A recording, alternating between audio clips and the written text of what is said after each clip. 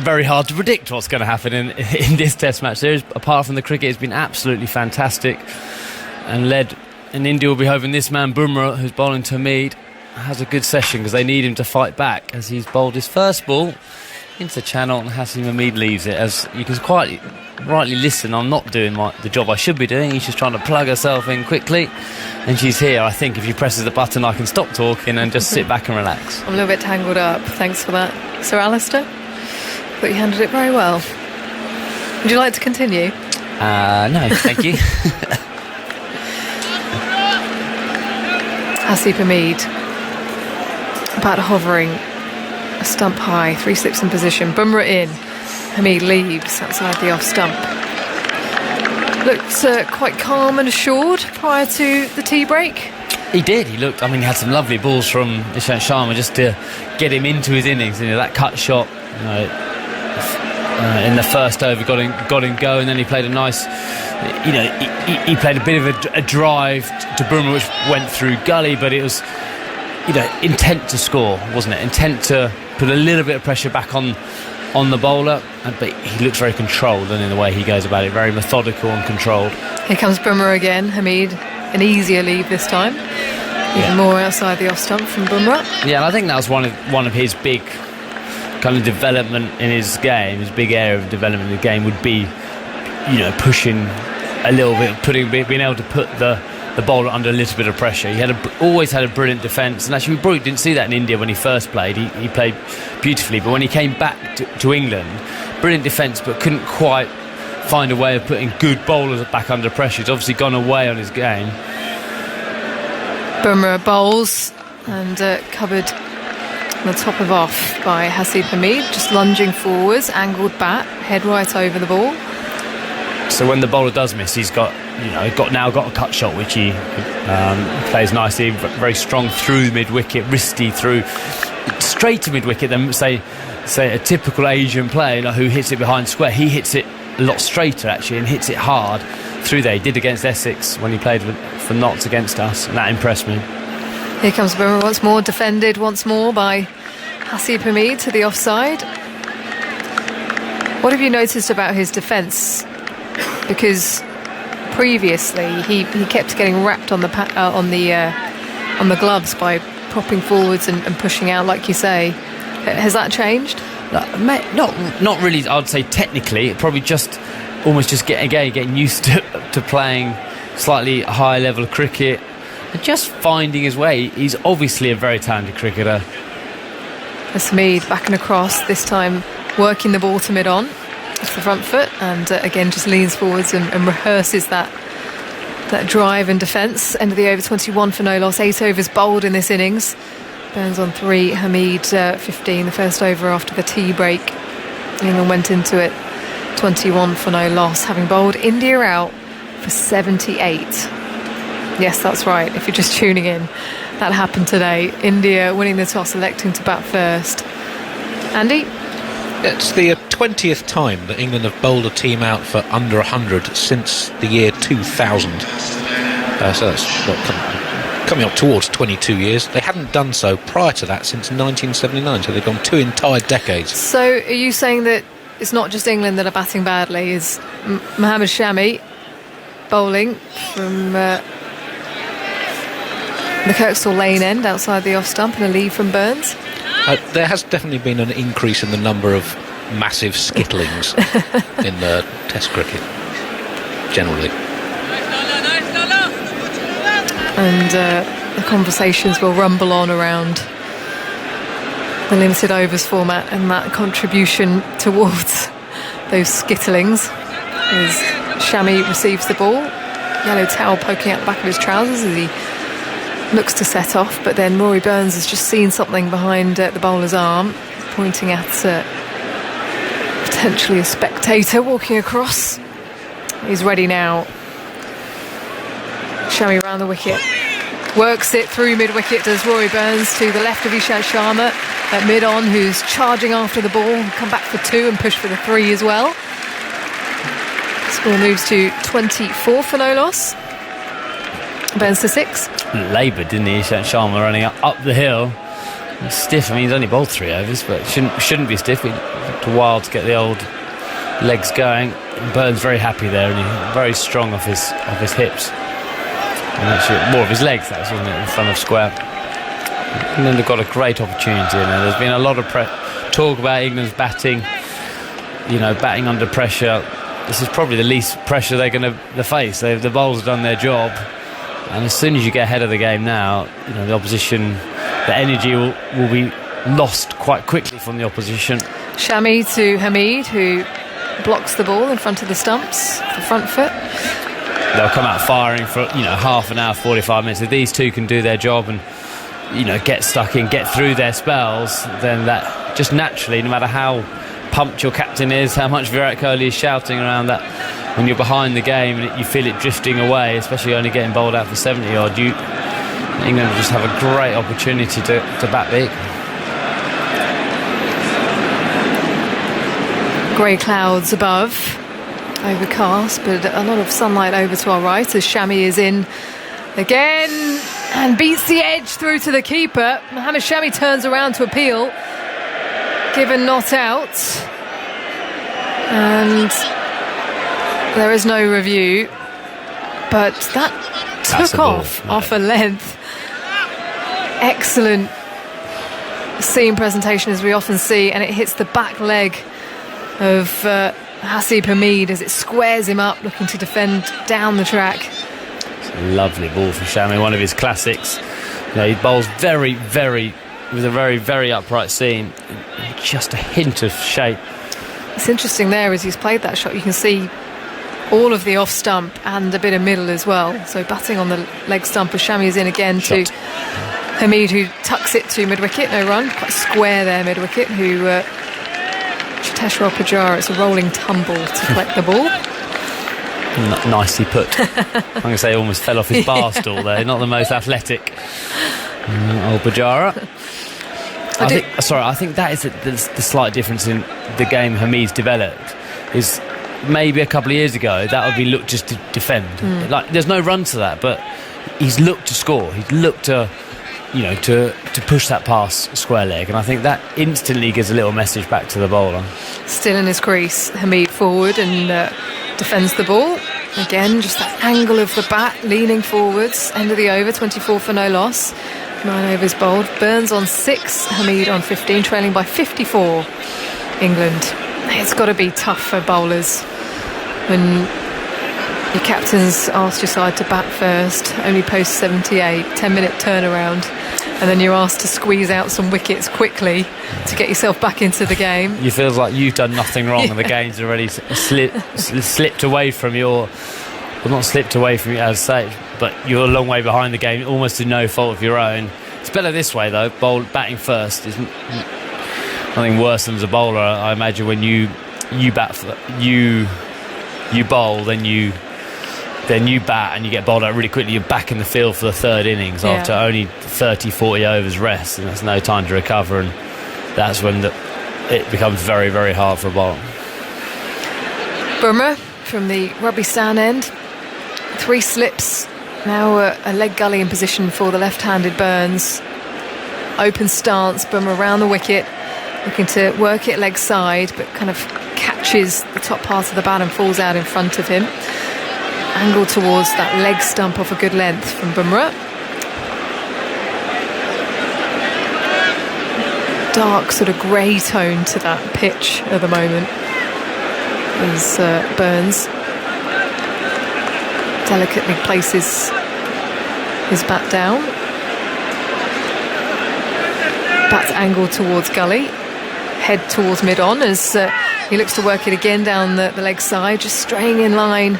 Jasprit Bumrah aiming towards that leg stump. It catches the pad, falls to the floor. Interesting, the average swing with a new ball. England 2.1 degrees, India 1.1. I'm assuming that's just today. There was definitely more seam deviation, Alistair. That's something you picked up earlier. Yeah, it was one of those good wickets to bowl, and it seemed just enough, didn't it? Sometimes when it jags all over that first session, there's lots of player misses, but today there was some good play misses, but a lot of outside edges. But took the first 4 catches. That leg gully moving slightly finer. There's Bumrah is in again. Burns allows it to pass outside the off stump, leaving it on length.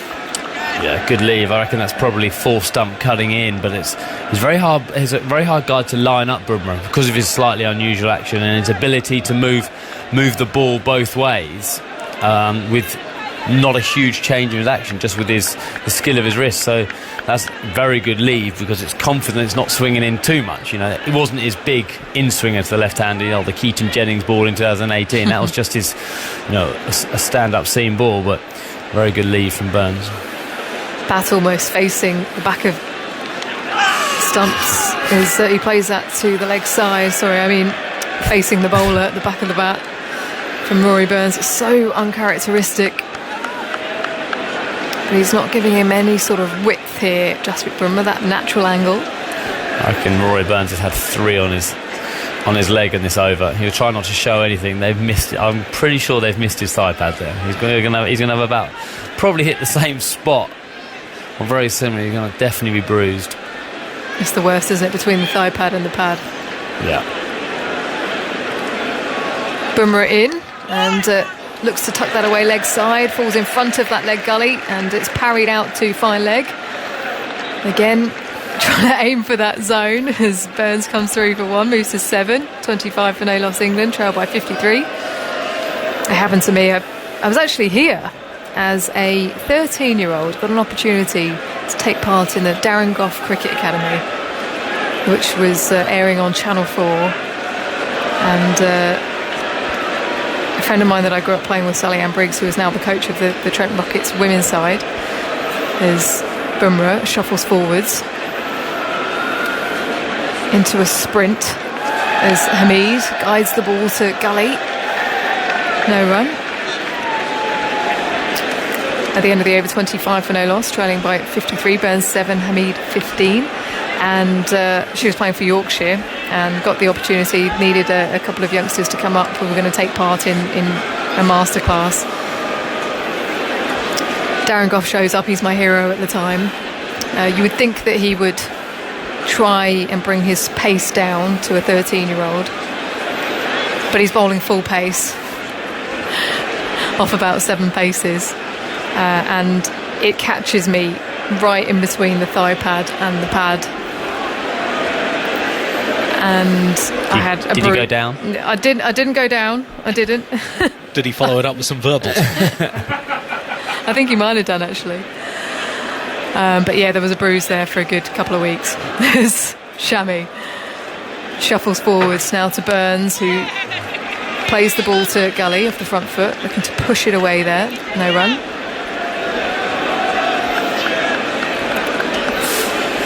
What was his follow-up ball? I think it was quite similar, actually. It might have been the inside edge onto the inside thigh. Didn't carve it through leg side. No, Don't bowl I there, wish. Goffey.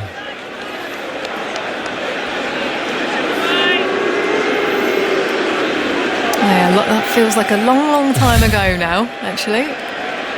As Shami into his stride, round the wicket. Burns guides it to gully, looking to defend, and then just opens the face ever so slightly, covers the ball. Getting good bounce here at Headingley. Yeah, the wicket has got a good carry to it, isn't it, actually? I don't know whether... it's quite hard to see, isn't it, here? I thought Joss Butler was standing quite close. From the angle we're at, we're on the top floor of the pavilion, the green-looking pavilion. That's probably the best way I can describe it. How did you describe it earlier, Alistair? I can't repeat on there. Shami in again to Burns, who allows it to pass. I do think it's the best place to watch cricket, this side of it, because you're looking at the lovely newsstand. The Emerald Stand looks fantastic. And the Western Stand. Yeah, maybe not looking at this building. You're digging yourself out of a hole there. Yeah. We can't repeat the words you used. Thanks, Ish. Thanks.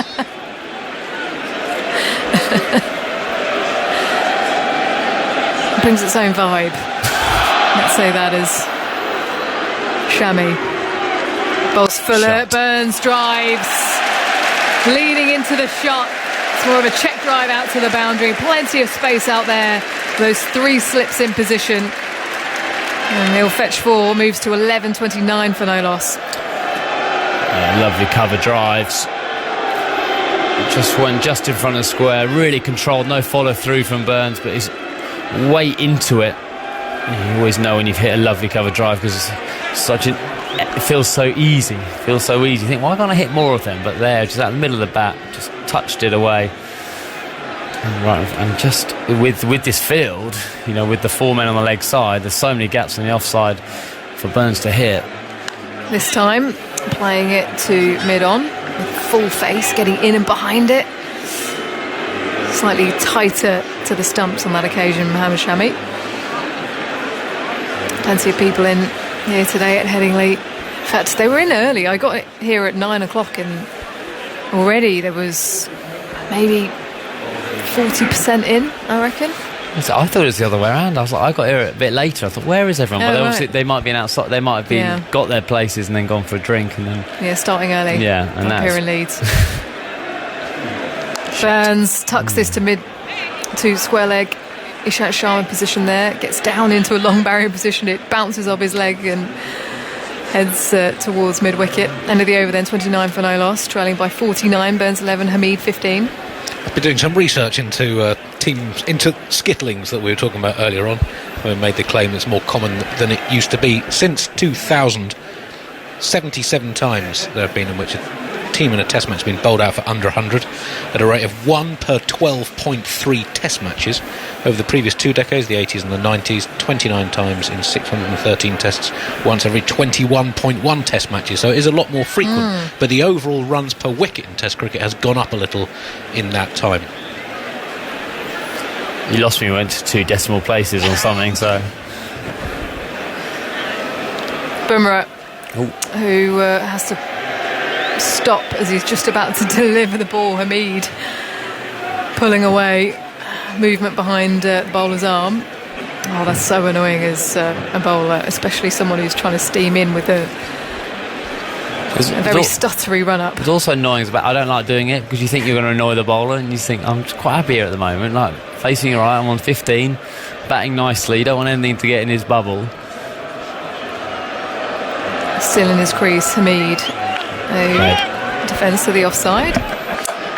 Good length delivery. Just angled in towards him. I always find it fascinating watching the batsman if you haven't seen them for a long time. It's very deliberate. He walks over to square leg, then it's 2 or 3 shuffles forwards, and it's the same every time. He looks down the pitch now, Haseeb Hamid. I'm glad he's looking down the pitch. Where the bowler's coming from. Then delicately places his right foot where his mark is. Left foot follows him. Taps his bat down a couple of times. Now still in his crease. Bat hovering above the stumps as he's forward playing and defending. Then pushing the bat out to say, no, I'm not going to run. And then off he goes again. And then off he goes again. Exactly the same. Jonathan Trott used to do that, didn't he? He used to walk over to square leg. Yeah, it's quite a common thing to walk to square leg. Trotty had this line, didn't he? I reckon 1.5 metre line if you got more than 30 or 40. Immaculately done at leg stump. A number of strikes he had to go down that line before he could come and see you. Hamid back and across again, defending on the stumps, but down the pitch. Yeah, it's when it becomes a routine or a superstition, isn't it? But he moves quite far towards the umpire. What is it, about 6 or 7 paces? Now they've just put in almost a leg point. So 2 slips in the gully in position, a point and a wideish mid-off, mid-on and a mid-wicket as Bumrah comes forwards into his stutter. Recovery bowls. Hamid looking to work it down the leg side. Doesn't get any bat on it as it goes through to Rishabh Pant. Yeah, they've had this theme quite a lot this series, and India bowling 5-4 on the leg side, really targeting the stumps. a lot of dismissals for England in their first innings were caught in the slips and by the keeper, weren't they? So I wonder if they've gone, on the other at Lords where it was very slow and Trent Bridge became slow. Hamid allows it to go through outside the off stump. But you feel as if they've got to target the outside edge a bit more. That's where you get a lot of success at Headingley, is making batsmen drive, making them nick off. This field seems that, probably right at Lords where those nicks weren't carrying, but apart from that one of Johnny Bairstow from, was it Rowett, wasn't it? He played it quite late and he dived in front of thing. Every other slip catch carried nicely. So I wonder if India could just bowl a bit more on that fourth stump, trying to get the outside edge.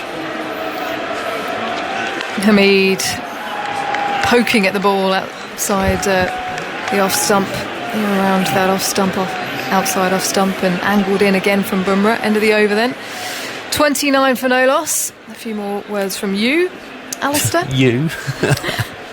And then it will be Jonathan Agnew in his pink shirt. It's very pink, actually. Well, a really solid start from England. Not many times we've said that this summer, but really composed. I've really liked the way Hamid's looked to put the bad ball away, and Burns looked really controlled with his batting. It looks very calm, looks very settled. When you bowl the opposition out for a low score, the only way of them getting back in the game, you feel, is a load of wickets early. Here's Shami, and that's prodded away by Burns into the gully, and there's no run. Getting them back in the game, and soon India will start that chasing thing. They'll be patient they have been patient for 12 overs, but that you think, well, I've got to make something happen now, and then you start searching for it. And if England give them nothing, soon this game is. England have got a great opportunity, haven't they? Yeah, absolutely. And I like the way Hamid's shaping up. 15 from 42 balls. He's played a couple of aggressive shots in there earlier as well. He's leaving it nicely. Shami's going round the wicket. 3 slips there. And he moves in now and bowls and squares Burns up. He wants a single. He sets off a throw. Misses the stumps as he scrambles back into his ground. It's well backed up there at square leg. But Hamid wasn't going. I think he's probably right, to be fair. Burns pushed in the offside, all for quick running, but you do sometimes, I think at the other end, you know more about me, say no if you don't fancy it, and I think probably that was the right decision to go back. I don't know, it was Pujara, so I think he had every chance. Oh, that's true. Sorry, Pujara. He missed the stumps by quite a long way, but Burns was back in his ground. But yeah, the risk. If you're ever in doubt, you stand back, don't you? Yeah. In goes Shami. Scuttling in round the wicket, bowls to Burns forward. Nice shot there, bit of a punch to that off drive, and again chased by Pujara, laboured fashion, down to deep mid off, and they come back for 2 ball. Nicely played by Burns. Didn't try and hit it too hard. He's got himself in a good position, played very straight. It's 31 for no wicket. I found myself in a new position today, Cookie, is Isha's fashion advisor, which is an unusual role. How did she go to you? Well, I mean, there's no point coming to me. I'm not sure, but she actually sort of got herself dressed up and says, do you think this top goes with these trousers? And goes Shami, and this time they do steal a single there into the offside. Nicely taken. 32 for no wicket. And I said to Isha, if my wife could actually hear this conversation, she would just say, what are you doing? And so I said, yeah, I think Isha, I think that cream top goes really nicely with those lime green trousers. And when I next saw her downstairs, she actually had a dark top on with the matching trousers, so I think she's probably got it right. Well, judging by your shirt you're wearing, I think she's definitely got it right. It's lively, isn't it? That pink. 32 for no wicket. Hamid grips the bottom of the handle again, holds it quite tight, or very deliberately the way he gets his bottom hand into place. Slips are ready. Shami's on his way. He goes wide of the crease. Oh, it's a beautiful stroke. He's flicked him through mid-wicket. That'll go for 4. As I mentioned, he went wide of the crease, so the angle there helped Hamid to play that stroke, and he just flicked it away with that bottom hand. It's perfect. A little bit of chasing, isn't it? We just spoke about it. That is Shami bowling wide of the crease, trying to bowl the magic ball, asking a lot of it. It didn't swing back enough, and those wrists from Hamid, but he hits it. He doesn't aim too square, so that's gone quite a long way in front of square. So using his wrists is fine if you're aiming in the right place. If you're trying to hit it too square, you can get yourself in trouble playing across the ball if it swings a little bit more, but he's totally in control of that shot. Shami again bowls to him. Right forward he goes. What's a single? Burns says no. I like the fact that he's being busy here as well. It's picked up in the offside, and there's no run. 36 for no wicket. And you, of course, the other end when he got his 80-odd in India that time, and when he just looked so young. And he was young, but he looked almost fragile when he batted, and you sort of thought, could he really face fast bowling, hostile fast bowling? And you wondered. But what did you think in that innings, for instance? Turning tracks in India and so on. So it wasn't hostile, but it was skillful bowling. Well, I thought it was very skillful. I mean, it was Hamid Shami bowling quickly. He looked like he had all the time. His game against spin was very, very good for a young Englishman. Very, very adapted, very good at picking length, forward and back at the right time. He looked the player, didn't he? We knew it always going to have a development time. You don't come in and just fly straight away. Here's Bumrah bowling short, his edge or fended away from Burns anyway. Might have come off the body. Hostile ball that was from Bumrah around the wicket. But very often you knew there was going to be a part of his journey. I don't think anyone would have seen what's has happened to him. No one would have said he'd average 8 in a county year like that. He was far better player than that, but you've got to give him credit. You haven't heard anything of him, you haven't heard anything moaning about the English game and stuff. He's gone away and he's just worked incredibly hard to force his way back in with weight of runs. Bumrah bowls another bouncer. This time Burns is underneath it or flies through to punt. But he's filled out in that time, hasn't he? Got taller, I reckon. He's just developed, and he does look a good player. I know he's only got 19, but even at Lords he looked to be lining the ball up nicely. He's pressing good strokes in this innings so far. 36 for no wicket, so England only 42 runs behind India. They've got all their first innings wickets in hand. The sun comes out, Bumrah's on his way again, and Burns plays into his pad there. The ball rolls away to gully, and there's no run. Lots of fun and games on the West Stand over there now. Starting in that. It is starting up. The stewards sort of adopt a new approach at this time of day. They sort of move in more. You can see them keeping an eye now on what's going on. There's some people running around the front there, dashing about. If our old friend with the bins is still present. So he used to get a big cheer. It's the Jim Bowen lookalike. The next one is edged down into gully, and he did look a bit like Jim Bowen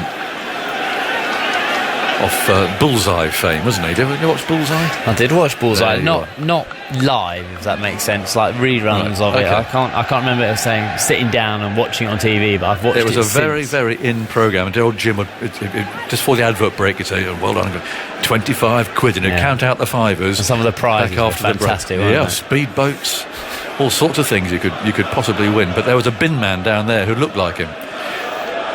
Here's Bumrah bowling wide of Burns' off stump, lets it go through once again. So whenever the Jim Bowen lookalike did his rounds at the bottom of the West Stand there with the wheelie bins up there, they'd all go. But I can't remember that when I was before your time, was he? Oh well, the years march on. But if you're listening, Jim Bowen lookalike, then you're missed down here at Headingley, because it's a sort of fairly riotous scene down there. A lot of fancy dress and just people having a nice time. Is it fancy dress day today, or was it day 3? Here at Headingley, it's every day, so fancy dress day. 36 for no wicket. Bumrah, big leap, bowls down the leg side, and Burns managed to keep everything out of the way of that, but it just threatened the glove or the edge for a moment. That's the end of the over. 36 for no wicket. It's almost my time to go, Aggers, but I must give a shout out to the farmers today. Are they playing today? They're not playing today. No, it's actual work. I know it sounds surprising for a farm. You're looking at me, but just busy, combine. Yeah, combine. It's been a tough summer to get going, and I know a lot of them will be on the combines today, listening to TMS. So I was not just in Bedfordshire, everywhere in the whole country. I thought we'd give them a good shout out, because they could do with a little bit of luck with the weather, so they can get everything in. So there's a shout. I promised I would mention them, thinking they'll all be listening. Well, I'm sure they will. They've got a dry week, hopefully, coming up. Anyway, 36 for no wicket. Shami goes scurrying in from our end, bowls a hostile ball outside the off stump, short, climbing, but Hamid again plays it very well. bending at the left knee. Ball flies through to punt, and there is no run, but you just feel the noise level rising now. Stewards largely redundant on the left-hand side. It's a bit calmer over there. It's where the old dressing rooms and pavilion used to be back in the day, but it's long since now departed, and it's that hotel. 36 for no wicket. Shami again bowls, and that's pushed away square into the offside by Hameed, fielded by Jadeja, and there's no run. I think the biggest irony of today, and it's been an eventful day, a remarkable day in all sorts of ways, was that those two who not only thwarted England but actually set up India's win at Lord's with a bat, and I'm referring of course to Mohammad Shami, who's bowling now, whose average innings of late had lasted 8 balls, and Jasprit Bumrah, whose average was something like 2 over the last few years, were both out first ball today. In goes Shami, bowls, Hameed's forward, wants a single, really good running that. Burns responds very well, the throw goes flying down to long leg. The cheer goes up for an overthrow, but doesn't happen. It was thrown so hard, and Bumrah was in position down there, so denying them. But deep descriptors were there. Well, isn't that says everything about cricket, doesn't it? There they were the other day, batting heroes. I mean, without being unkind, somewhat above their status. And they came crashing down to sort of normality here, with both getting out first ball. It just says everything about the game. Oh, it does. It does. As we say, it's a game of great uncertainties, and that's exactly what it was. I mean, who would have thought India would have bundled out for 78, even after their first session losing 4 wickets? Was 78? Absolutely remarkable. 37 for no wicket. Shami again round the wicket, bowls, and that's pushed away out to cover. But, we bowlers occasionally, if we get double figures and things, we get quite excited about it. And I would think that Shami, for instance, would have dined out on that half-century at Lord's quite a lot over the last week. And he got a first bowler today, and it was all came crashing down again. Now that's the issue with the faster bowlers, or rather the bowlers, right? One good innings and you start thinking like a batter. Well, we want to bat like a batter. We do. We watch the highlights for a particular shot and that sort of thing. If it's cut out, what happened there? They didn't show that cover drive for 2 or something. No, it's a big moment when you get double figures or thereabouts when you're not used to it. Shami bowls, Burns plays that nicely, coming forward. Bat and Parra very almost sealed together, and Shami fields that and the follow through, but they're up against it here. I mean, the danger is that you start searching for wickets and you start putting a few funky fields in and so on, and the game can move away from you quite quickly. Now that's the challenge of getting only 78, isn't it, as a captain and as a bowler? I mean, do you go all out attack with an attacking feel and then you give away a few boundaries, then you're forced to kind of be a little more defensive? Shami round the wicket, bowls, and Burns plays down to gully. I must ask you, have you done many test matches at Headingley before? No, did a ODI last time India was. When you see on the screen, like we're looking now, at these England supporters, what do you think? I think that's entertaining. I think that's wonderful. And they're just having fun, and that's what you want from people to come and have fun. And the fancy dress. I mean, you don't do much of that in Calcutta, do you? No, not really. I mean, what we're seeing on our screens is remarkable. Yeah, this adds to the colour of Test match cricket, and that's wonderful. That's what I really like about coming to the grounds here in England. There's so much happening all the time. Doesn't necessarily have to be the bat and the ball. No. It's great fun, but busy. That's what I like about it. There's always something going on. There's always movement happening. 37 for no wicket, and Bumrah, shadow stretching out now, moves in and bowls, and Hameed forward again, looking for that area in the offside where he can push a single, but it's nothing for him there. It's fielded by Jadeja. This is nothing, by the way. Wait till Saturday. That's when the fancy dress proper day is. Really? Oh yes. Looking forward to that. Hopefully, I don't have to wear anything. No, you don't have. We don't have a dress code. Or something. You sit here and you just observe. Just going back to Hameed, I mean, he's looked so comfortable, isn't it, opening the innings? Yeah, like it? Yeah, absolutely. And the whole camaraderie and the combination between Rory Burns and Hameed seems to work well. Bumrah, Bolston, forward he comes, sends the ball into the leg side, a little bit of bottom hand this time, and finds mid-wicket, because it does take a time to establish a rapport with someone who you haven't batted with before. Must do. And I think the whole left-hand, right-hand combination, and both of them are kind of busy out there. They're looking for that opportunity to score runs, not necessarily boundary, but even singles. Yep. Every time you see both of them defend the ball, they're looking if there's a single available. Stands very still, bat raised. As Bumrah rushes in towards him now and bowls. He plays out very late. Again, playing the ball down in a controlled way into the gully. And again, as he always does, goes off a little stroll there. If there's a square leg there, he'd be nose to nose with him, but he walks maybe 5 yards away to the leg side. Just collects his thoughts and settles in once again. The very deliberate gripping of the bat handle. Now he's ready again. Bumrah in the distance, that tall, wide emerald stand, the white roof behind him, moves in and he bowls. Oh, he felt for that, and arms were raised there in the slip cordon. Didn't move his feet that time. It rather beaten for length. A little bit of a dabble, and lucky not to edge that one. Yeah, that was a really good delivery. Again, a little bit of shape off the surface away from him. Beats the outside edge. But again, Hameed there tried to move his hands away from the ball. Yeah, quite lucky there. He was lucky to get a little edge. India nicked about everything that they went at today. It's one of those days. Bumrah once more moves in, bowls, Hameed forward and hurried a bit for pace. There was a quicker ball from Bumrah, but stoutly defended. There's an Indian flag waving defiantly down there at the far end of the ground, I can see. And that youngster there waving it, holding it up.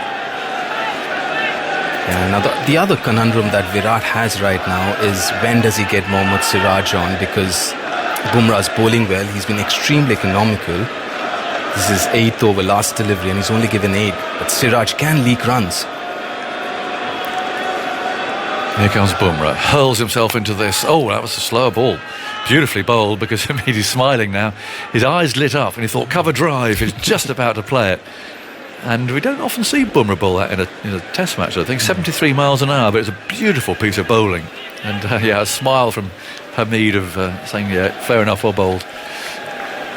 Interesting contest between Bumrah and Hameed. Hameed scored 4 from the first ball he faced, then 2 singles. Since when 25 consecutive dot balls from Bumrah. And the story of Hameed's career that we were touching on earlier, Agus, his breakthrough season in 2016, scored almost 1,200 first-class runs at an average of fractionally under 50 with 4 centuries, got on that tour of India.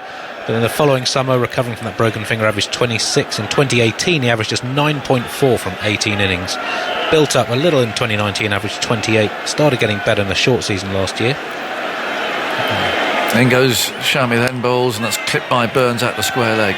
No run.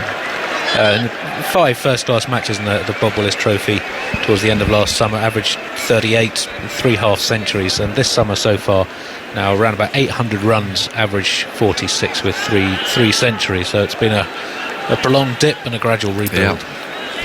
Yeah, I remember, I was covering that series 2016 and he looked so good there, making his debut. Got 80 odd in the second innings. Yes. Extremely comfortable. Shami moves in, bowls to Burns. Oh, he's flashed at that. Oh, didn't nick it.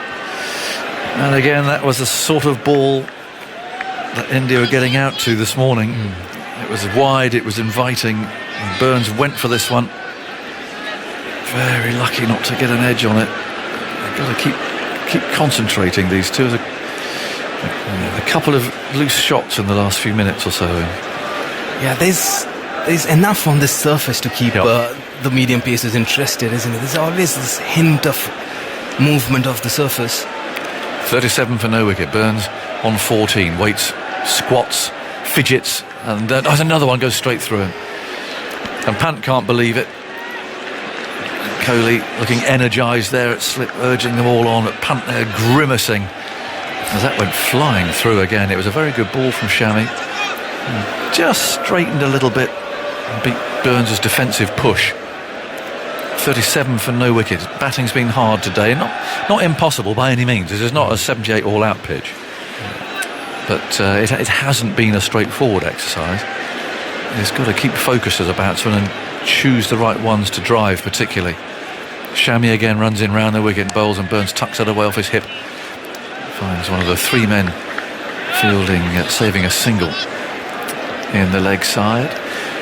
Peaceful over there in the city of Leeds. I mentioned those cranes. I don't think any of them have moved all day. They're standing there perched, half a dozen of them erect, another one there horizontal. Its arm anyway, the horizontal position. There's some lively sights in Leeds yesterday afternoon when I arrived there with I don't know, there's some sort of party going on or whatever. In goes Shammy again and bowls, and that's edged and lands just in front of third slip. Didn't quite carry. Almost, not quite. India having a bit of a period here. Yeah. It's putting some pressure on these two, who interestingly haven't talked to each other. Sometimes we get an established pair, they might just meet together between balls, come on, focus or something. They don't perhaps know each other well enough yet to be able to do that, but just feel that they just need to have a conversation, just absolutely sure that they're focused and concentrating, and just break the tension a bit. Shami puffs out his cheeks, runs in from round the wicket and bowls, and that thumps into the pad this time. Burns has seen it off, but you just feel at the moment India could make a breakthrough, but we'll see how these two get on. It's 37 for no wicket, so 41 runs behind. More from you deep, and then Dan Norcross is coming in here. Thank you, Agus. Yeah, just looking at Shami and what a story Shami's got as well. I mean, he's been a traveller. He's from the northern state of Uttar Pradesh, and then when he was 17, he moved to Calcutta to play league cricket, because in Calcutta you have professional league cricket. So you get paid to play league cricket. So a lot of the UP players, they come over Uttar Pradesh, they come over to Bengal or Calcutta to make some money. And then I remember seeing him when he was 19 or something. I was playing against him, and God, he was special back then. Just that at times it seems like he really doesn't know how good he is. At least he didn't back then. Things have changed last 3-4 years. He's been so good, Mohammad Shami. Well, there's a bowling change. Ishant Sharma replaces Jasprit Bumrah, and Agus has been replaced by Dan here. Hello, Dan. Hello, Deep. Would help if I turned on the button, wouldn't it? Ishant Sharma in to start a new over from the old rugby ground end, outside the off stump through the keeper punt, and there's no run. The crowd are getting into their raucous post-tea phase. And this is a moment for India, you feel. I tell you what, I'm looking at Hamid. He looks like a person who sort of quite likes to be in a bubble.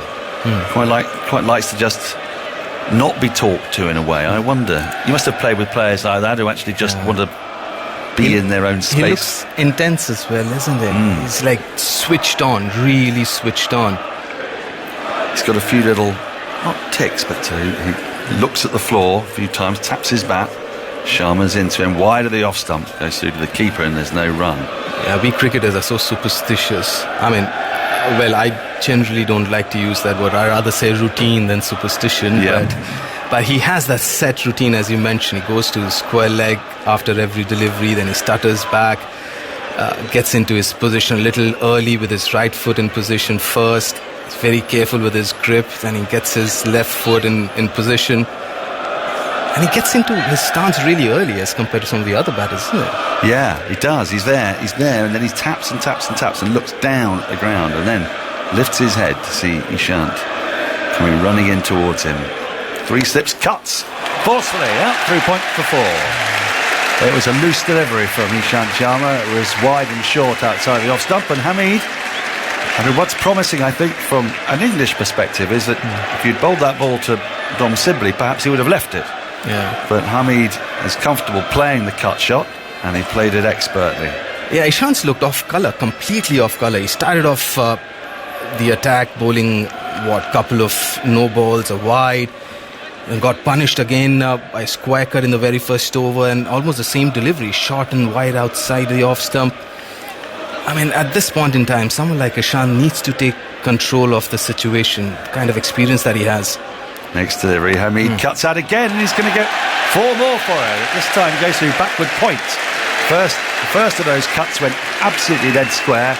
This one was just to the left of a diving point and down to the boundary for 4. It takes Hamid to 28, and who would have thought at 4:45 on day 1, when India won the toss and elected to bat, that the highest scorer in the match would be England's opener. Doesn't make any sense, does it? Highest partnership of the match is the England opening partnership. We've seen an extraordinary day so far. India need to just change this narrative. It's been all England from the very beginning, from the 5th ball of the day. We're now 45 minutes after tea. They desperately need a breakthrough. Ishant is in, and Hamid comes forward in defence, plays off the outside half of the bat to backward point, and there is no run. Where's a wicket coming from? There's just 2 slips, sort of 2 slips and a 4th slip. Backward point, extra mid-off, mid-on. A forward square leg and a long leg. So it's not a particularly attacking field. Kohli knows he can't afford to let runs leak. Yeah, he's went for a few, isn't he, Ishant? He's already given 22 and this is his 4th over. Absolutely. I mean, you said he's looked a bit off colour. Is he perhaps straining a bit for the perfect length? He's in now to complete his 4th over, and Hamid defends languidly into the offside. And there is no run. 45 without loss, England. In reply to India's 78 all out. Hamid 28, Burns 14. Now, I don't know if you heard Deep, but earlier I asked what I thought was an innocent question of Andy Zaltzman, statistician extraordinaire. I said, how many times has a side had a 3-4-5 from the same county in England, an England side? Because they've got Malan, Root and Bairstow. And he said, I can't do that. Well, mercifully, my second cousin once removed, Paul Dyson, was on hand to provide me with a printout. And it says, test top 5 trios. Got to be careful when you say that. With Malan, Root and Bairstow in England's top 5, this test represents the 11th occasion when 3 Yorkshire players have been in the test team's specialist batting positions. The last occasion was in 2015, Lyth, Root and Bairstow. Earlier in the same season it was Lyth, Balance and Root. There's more to come. Surrey, however, I'm a Surreyman, have contributed 3 players to England's test top 5 on 20 occasions. 16 of these coming in the era of Butcher, Ramprakash, Stewart and Thorpe. Nottinghamshire have done so 7 times, the other counties being Lancashire 3 times, both Middlesex and Northants twice, and Kent once. So 7 counties in total, 46 occasions. First ball of a new over is pushed by Burns up to mid-off. Siraj into the attack for his first delivery.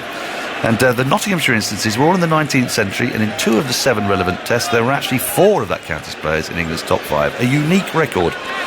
Just to be clear, he says this study does not include night watchmen. So we got our answer.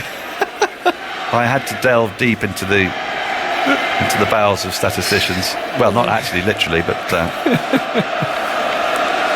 Siraj in again, and that's cut away by Burns, but to the right of point, who makes a good diving stop. It was quite an unusual shot from Burns. I was expecting him to leave it, then in the last minute he just chopped down at it. It's a favoured area of his, but he can get out caught in the gully. It's looking a little adventurous in this innings, isn't it? Yeah. This is good to see, actually. It's good to see that he's feeling comfortable enough to play his shots.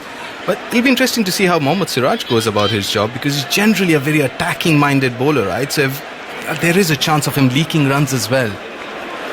Here he is, running away from us, the left-handed Burns, and Burns defends a full ball just outside off stump, back to the bowler.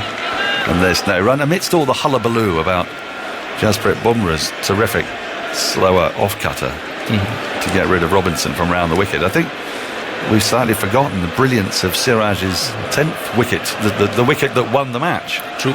That just wonderfully snaked round the outside of Anderson's bat. And Anderson was fully on the front foot. He was defending the line of off stump. I wonder if he'll think of coming round the wicket perhaps to Burns as the sun comes out. And Burns just works this full ball into the onside.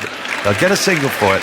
He and Hamid have developed something of an understanding here. He's just set off, just a tip and run into the onside. Burns to 15, England 46 with that loss. Yeah, I was mentioning this before as well. Both of them look very busy.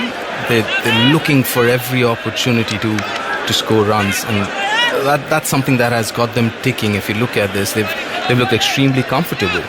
This still is a good surface to bat on, but it has enough for the bowlers as well. It's a really good surface. Has it improved, do you think? Has it just got a little easier as the early tackiness has gone, perhaps? Siraj comes in once more, this time the right-handed Hamid. Hamid defends, full ball into the onside, there's no run. Yeah, because also Joe Root took a heavy roller between the break. So maybe because of that, the surface seems to have settled down a bit more. But even first session of a test match here in England, you expect the ball to jag around a bit. But then, even otherwise, it's been quite brownish, isn't it, since morning? Yeah, it has. I mean, it's not a green seamer, is it, as such? But it's assisted with quicker bowlers. Comes Siraj, and Hamid again defends with soft hands. Just back of the square on the offside. Trickles out only about 5 yards or so. End of the over, a tidy one from Siraj. England 46 without loss. Burns 15, Hamid 28. I should point out that Paul Dyson has given me these stats, the author of the Who's Who of Yorkshire Cricket.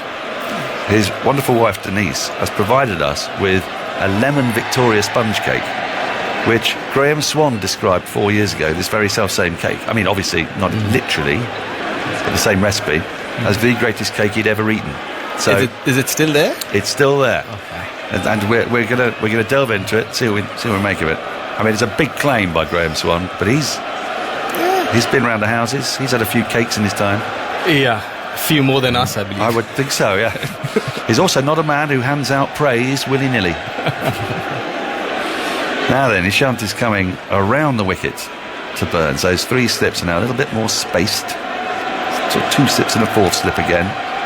In comes Ishant Burns, who covers up in defence. Into the onside, there's no run. At what point does Kohli start to get really quite twitchy? Because, I mean, I suppose he's twitchy now with England only 32 runs behind, but it's, where's a wicket coming from at the moment? He got twitchy when he was out, I think. Well, maybe. But, it's always very difficult when you're defending a really low total, isn't it? Because sometimes you strain a bit more as a bowling side. Ishant is in. And Burns down the leg side, gets a little bit of pad on that. Good diving take by Punt. Prevents any runs. I guess a situation like this, all you have to do is be patient and just bowl the right areas. I know you are desperate to pick wickets, but end of the day, you can't control that, can you? And that's one thing we keep talking about is the process and controlling the controllables, which is come and bowl the right areas. And just be patient about it. You can't look ahead into your own second innings or anything like that, can you? You've just got to do what you can do, try and bowling it out as cheaply as you can, and then take it from there. And here comes Sharma. It's defended on the front foot by Burns. He's looking solid at the moment. Plays it back up the wicket to the bowler. Burns 15, Hamid 28, England 46 without loss, halfway through the 20th. The concern that Virat would have right now is, apart from Bumrah, who's looked good as usual, Shami's looked good, but Ishant's looked off colour. Siraj, well, you never know. As I mentioned before, he can give a few runs. So as you rightly mentioned, I mean, he must be looking at wickets. He must be thinking about it. But where is he going to get it from? Here comes Ishant. And Burns down off his pads. His hip really works it away through deep backward square. Any runs are greeted with roars from around Headingley. 2 more to Burns. He moves to 48 without loss. This opening partnership, which I saw a question put out the other day, is it the first time that England have put out such a sort of ponytailed opening pair? And I mean, I think Washbrook and Hutton came close to it, didn't they, when they came back from Australia in 1951 and discovered mysticism on a Thai beach? But although that may or may not have happened. 51, did you say? 1951. I'm trying to. I mean, Edrich and Boycott certainly wouldn't have had the same hair. Not Larkins. Larkins had a bit, but who is he batting with? Sharma into Burns down the leg side. There's an appeal for caught behind. There's a good take by Punt, and it's off the pad. The Indian slip fielders got momentarily excited by that, but there's no question of them going upstairs to check it out. They're going back to their positions. We've got a leg slip in now. KL Rahul is at leg slip, so there's one conventional slip, and then there's a third slip, which is Rohit Sharma. KL Rahul at a pretty fine leg slip, a backward point. It's a good position for Burns, that one. Yeah, because he tends to get this front foot right across. Ishant comes round the wicket to Burns. Burns clips this nicely into the onside, but won't get a run. A good diving stop at mid-wicket by who else? Jadeja. Prevents a run. He's still up for it. 48 without loss. 20 overs have been bowled. Burns 17. Hameed 28. There are in theory 27 overs to be bowled. We can go on till 6:30. So we won't get that, but we might get another 20-22 overs, which would be enough for England to go ahead today. They're 30 runs behind at the moment. It's happened famously, of course, in 2010 at Melbourne, and then it happened again at Trent Bridge in 2015.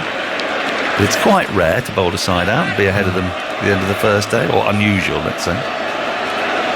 Ireland did it against England, where they were also bowled out in that test in 2019. Indeed.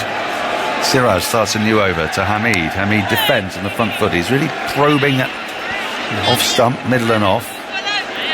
Tapping stumps. He also hurries the batsman, Siraj, because he's got a very quick action. He's got a quick run up as well. So as I've mentioned this before, I guess, he bowls that heavy ball. As a batter, you don't realise how quick he is actually. He hurtles at you, doesn't he? Which in a way, you're not quite prepared for him being at the crease quite as quickly as he is. And that's because of his background of a tennis ball player.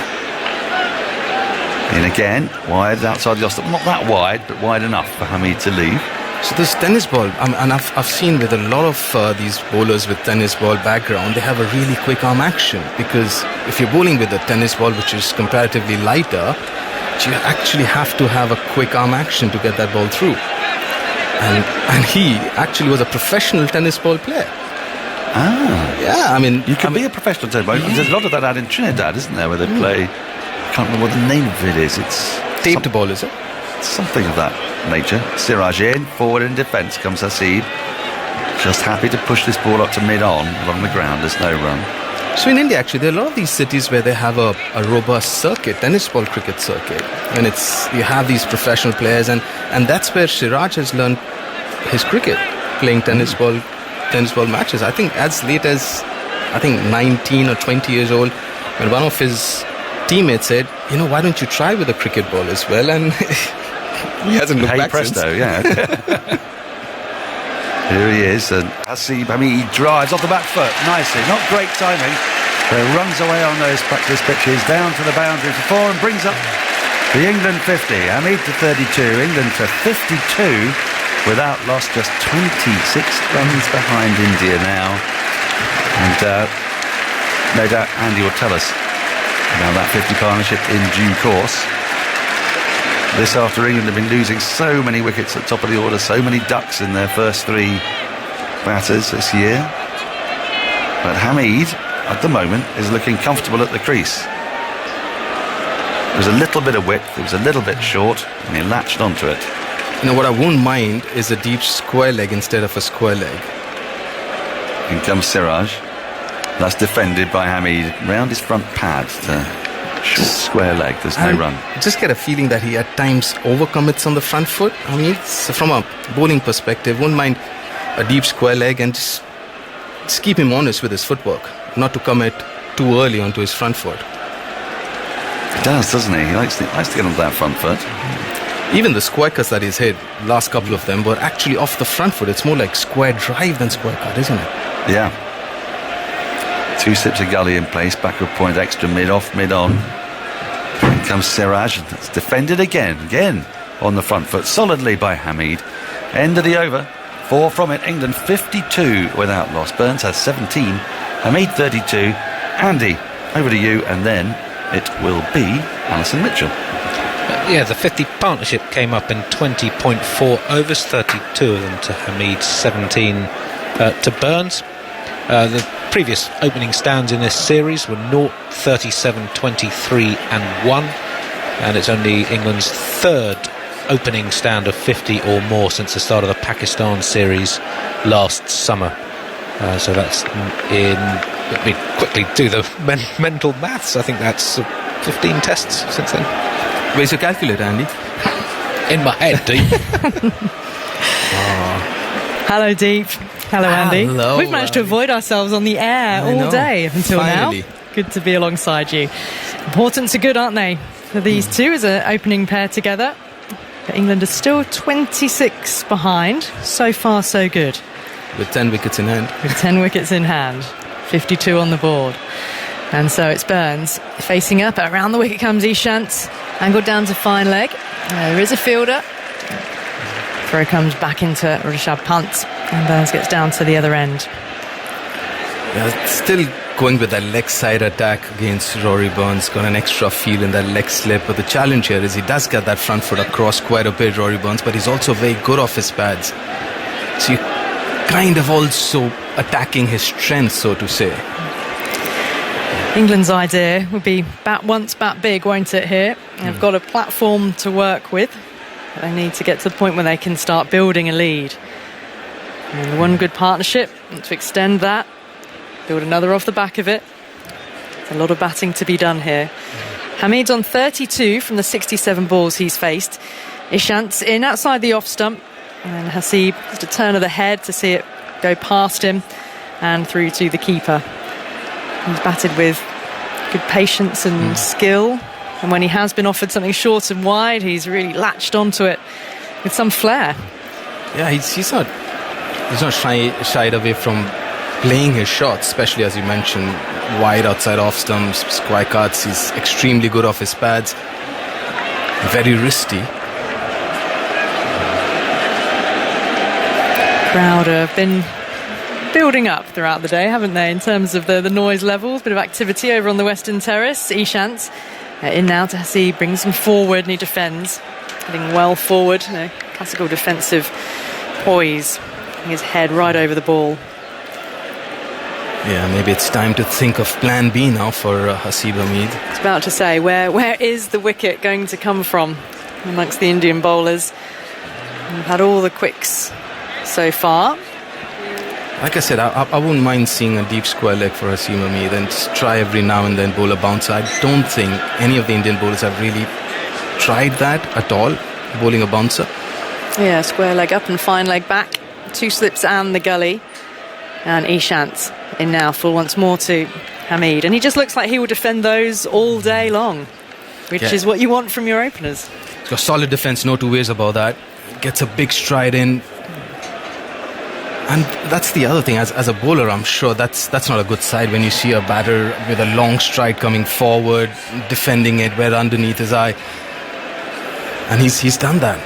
He hasn't had a good start so far, the first test match, his comeback test at Lord's, but then here, he's looked so comfortable in his position as an opener.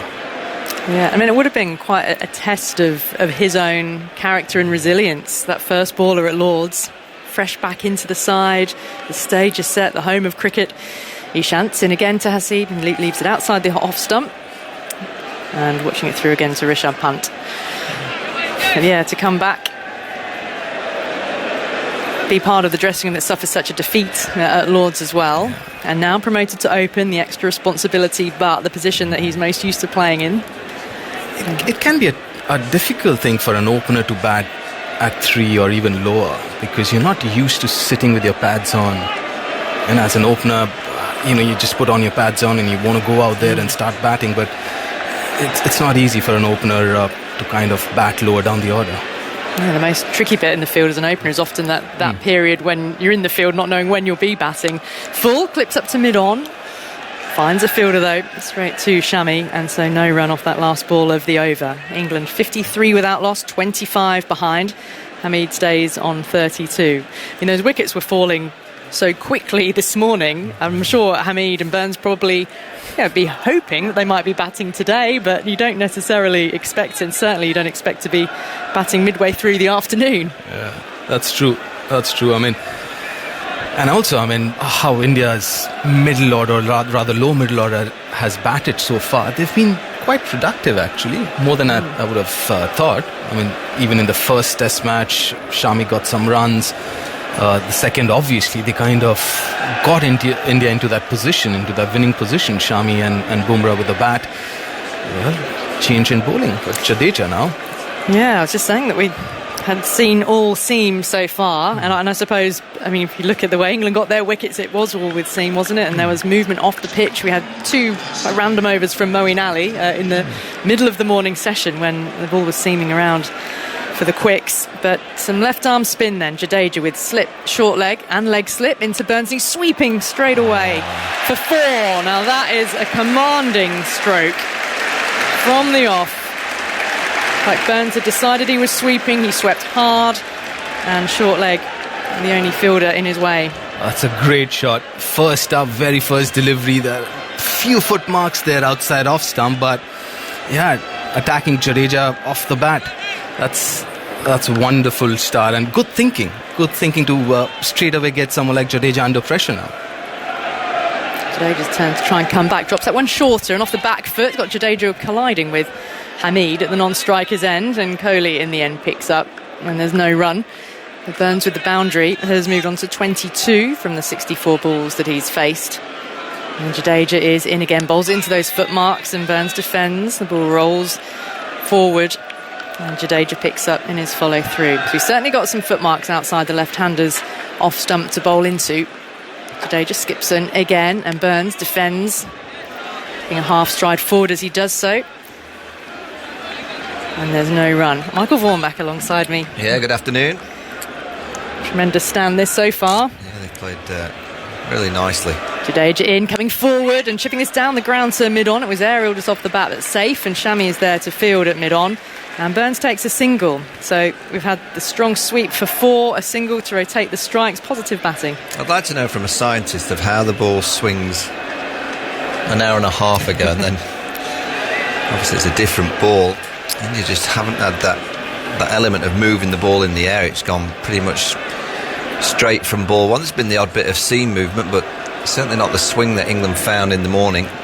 Even Sam Curran, he was hooping them towards the end of the Indian innings. They just didn't bat well enough, did they, India? Slip and silly point for the right-handed Hamid, and Jadeja's in, and Hamid gets well forward again to smother any spin, getting right out to the pitch of the ball, and no run. It's the end of the over, so the boundary and the single off the bat of Rory Burns. He's on 23, and England are 58 for none, just 20 behind now after India were all out for that 78. If you missed any of the action earlier, it's fast and furious, wasn't it, Michael? Yeah, they bowled brilliantly, England.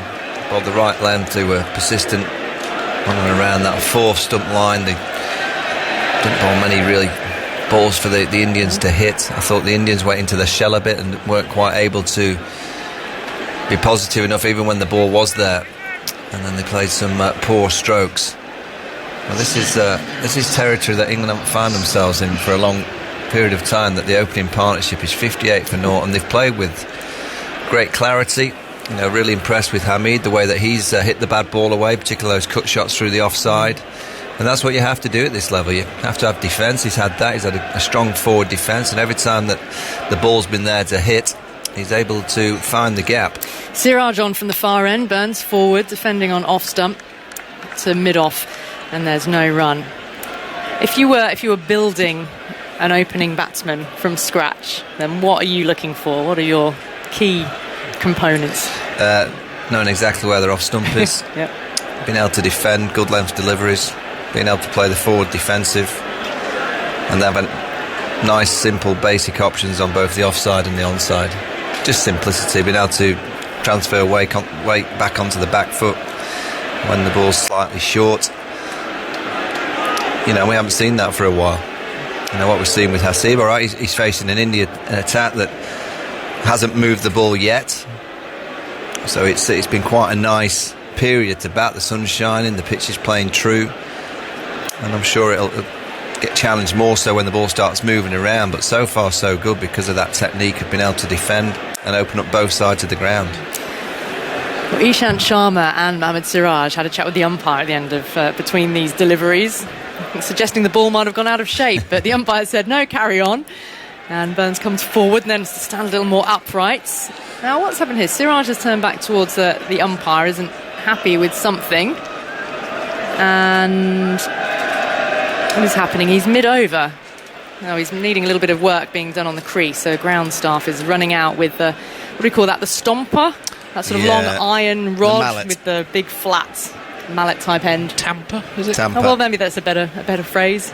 Use a tamp, don't you, when you're making coffee? You have the little tamp that pushes down the coffee grind. So, yeah, an opportune time then for drinks to come out onto the field. But Siraj has got his hands on his hips. I mean, he didn't look happy at all after that delivery. So first it was the ball he was unhappy with, and then it was the crease.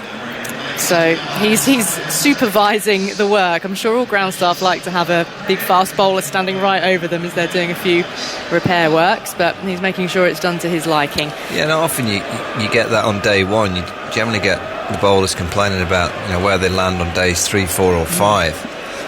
And maybe that's an indication that there's a little bit of dryness. It's kind of just chewing up a little bit earlier than you would expect. And that's why, I look at India's decision at the toss, and it was a real tricky one for Virat Kohli. I think Joe Root would have been delighted to have lost the toss because he would have batted, I'm sure about that. But you know that when you bat here, you don't bat thinking it's going to be flat for the first session. You know that it's going to move around. It's down to you as a team to realise that, and then you earn the right for this, the conditions that you get later on in the day. That window of swing and seam generally only happens for 30, 35 overs. And it may come back tomorrow morning. We might come back here tomorrow morning with a bit more moisture around. It might swing around again. But you pretty much know that the best time to bat is later on in the day. And you have to earn the right to get to that. Yeah, and England will certainly hope that by the time, they are coming back in the morning, they've established a bit of a lead, and yes, it will be a time to knuckle down again against bowlers who have had a bit of a chance to freshen up overnight, and they'll come back out with some renewed vigour, but there's still plenty of overs in the day here. 23 after this remaining in the day. And if you did miss any of the action earlier, well then I fully recommend going back to either catching up on things on the BBC Sport website and app. The text commentary is there, and some video clips as well, but then the full highlights show on TV tonight, today at the Test. That's on BBC 2 from 7 p.m. and it's on the BBC iPlayer always as well, so if you're not able to watch it at 7, it's available then online to watch after that, and indeed even in the morning if you want to have a watch of the previous day's play before you then tune in to live coverage after that, then that's also a good way of doing it. I'm just looking, Ali, down at Virat Kohli. He's got his team together. He's got all the 12 men there in their orange day gloves. 1, 2, 3, 4, 5, 6 of them, so he's got a group of 17 listening to every word, and he's given them a volley hit. He's quite animated, isn't he? Yeah, he's given them a volley, and rightfully so. He knows that this next hour and 15 minutes, if India don't pick up 2 or 3 wickets, they're pretty much, you could argue, out of the Test match. Well, we know he's a talismanic leader and a very passionate leader, and if his words and his actions then can fire up and inspire this team, then that will have been a very, very useful drinks break for India. Yeah, it's come at a good time for them. Talk about strategic timeouts in the 100. That could have been a strategic timeout for India at that point. Well, I just wonder if you could call a strategic timeout from the coaching position. Do you think Chris Silver would have called one during that last Test match on the... And said, hang on, guys. Yeah, the last day, that first session. Would he have called us to go and get the tea out on the balcony to get all the team together? But what also made that extraordinary was that, Root very quickly, didn't he? He took sort of responsibility in the post-match interviews immediately after that. Jos Buttler later on said, well, no, it wasn't all Root. And of course it wasn't, because there's enough experience on that outfield at that time. James Anderson, Jos Buttler, Johnny Bairstow, they've all played a lot of Test cricket. For somebody to be able to say, this isn't working, let's do tried and tested quality bowling against the 10 and 11s in this side. Right, players are set again, ready to go. It's Burns on strike, and we had 2 balls of that over before Siraj called for some repairs to the crease, and that's been done. 2 slips and the gully, and Siraj is ready to run in. Is there into Burns full, Burns forward on off stump. And conversely, after a break like that, Michael, to what degree do the batsmen need to make sure that their concentration isn't suddenly ruffled by break in the rhythms of play? Yeah, but sometimes it works for a batter as well, just to have a mental breather, just for a few minutes, just have a drink. You've just got to continue to deliver your processes. On a pitch like this that's not doing a great deal, it really looks like it'll be a mistake more than a Jaffa. Siraj in, Burns forward. up to mid-on. Siraj tried to field in his follow-through, wasn't able to. No run. Yeah, there's just literally no swing through the air, and there's no seam off the surface at the minute. So you feel that India are bowling for a mistake. And you can certainly draw out that mistake by bowling consistently, bowling dots, bowling for pressure, and that's pretty much probably what Virat Kohli said to his team. Let's just try and get a couple of maidens. 2 more balls left here from Siraj. Burns defending again. It's a mid-off. It's being resolute, not trying anything too flashy or risky. He knows that he's got backward points and cover fielder. Mid-off and mid-on are both up. And evening sunshine, Headingley. It's sort of veered in and out today, hasn't it? At times it's been a little bit cloudy and gloomy. Lunchtime it was gloriously warm. Probably quite warm out there again now. Over the wicket, Siraj into Burns. He's forward and he's driving. He beats mid-off. Probably shouldn't have done. Down to the boundary for 4. Well, a bit of a tired-looking dive from Ishant this early in the Test match. Yeah, you can add that to India's play throughout the first day here. The batting was poor. The bowling's not had that oomph. And in the field, they just looked... I mean, he's a big fella. Not easy for him at mid-off, but he was just slow to react. And then... well, there's a couple of cranes out the back here. How can they get down a bit quicker than Ishant? The fact that Jadeja's bowling tells you everything. Now, left-arm spinner, there's nothing really there for the spinner at the minute. At Headingley, only 24 overs into the England innings, and Virat's had to turn to the spinner because the seamers have looked ill-affected. They just don't look like they're getting anything out of the surface. And I'll hope that maybe one of these grips turns does something a little unusual, or some extra bounce with a harder ball off the back foot. Hamid steering it as far as short extra cover and no run. Got a slip in place still. Silly points under the helmet. And Jadeja getting ready to come in again. Around the wicket, he bowls forward as Hamid, and there's no run. Now, Michael, your the clock face fielding positions that we discussed on air have been picked up on by the Radio Times. Is that right? Not least, yes. Oh. Yes. There was a listener who wrote in saying they very much appreciated the analogy. Outside that off stump, Hamid looks a little frustrated that he wasn't able to play it. Just blocked it and defended into that offside. Just bowled a little quicker into the pitch. Inside edge onto pad. Jadeja round the wicket again. Hamid covering up. Well, that's what he goes for, Jadeja. He goes to fire it in. The bowl the odd one a bit slower, and then the danger ball is a right-hander at the minute because there's not a huge amount of spin. It's that one that he fizzes a bit quicker to try and trap your LBW.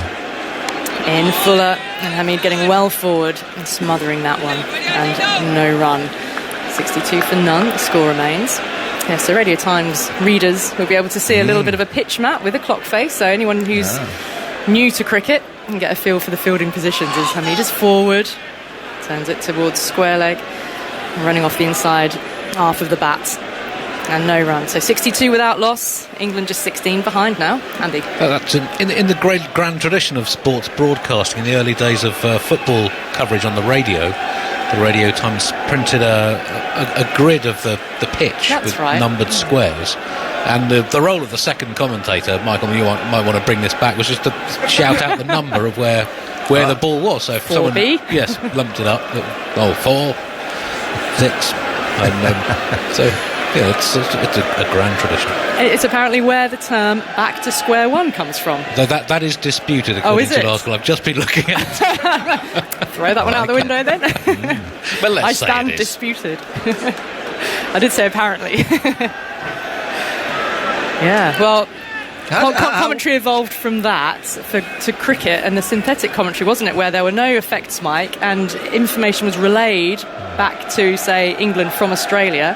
And you would hear comes forward, defends, clock with a pen on a table. And Siraj is in again to Burns, and he's defending up to mid-on, no run. So who actually created the actual names of the fielding positions? That's a very good question. I mean, who created mid-off? And why is it mid-off? Extra cover. Well, those positions to me seem quite logical because you've got the onside and the onside of the field, and mid is sort of midway between the batsman and the boundary. So they sound quite logical. But I mean, who came up with third man? Silly point. Siraj outside the stump forward, inside half of the bat there, not got timed up to mid-on. Fine leg. That also seems logical to me because it's leg side and it's fine as opposed to wide. So I suppose some of them... why isn't square leg called wide leg? Well, he's square onto the batsman, isn't he? Perpendicular, square. So where would wide leg be? Well, there isn't one, is there? That's when your trousers aren't skinny. You've gone for a size too big. Around the wicket, Siraj. Was it past the outside edge? It is. That was pretty close, and the closest India have been for a while. Well, I like this field they've got. They've just gone for 2 slips. Virat's realising it's not doing a great deal. This one just grabbed in the surface a little bit, but they've got this short extra cover. We saw that drive down the ground in the previous over. So Virat Kohli's kind of nullified that. He's saying to Roy, if you want to drive, you're going to have to play it perfectly because I've got that short extra cover in place for a miscued drive. Siraj. In he comes past the umpire. On the wicket, angled into Burns, and he's clipped it away through mid-wicket.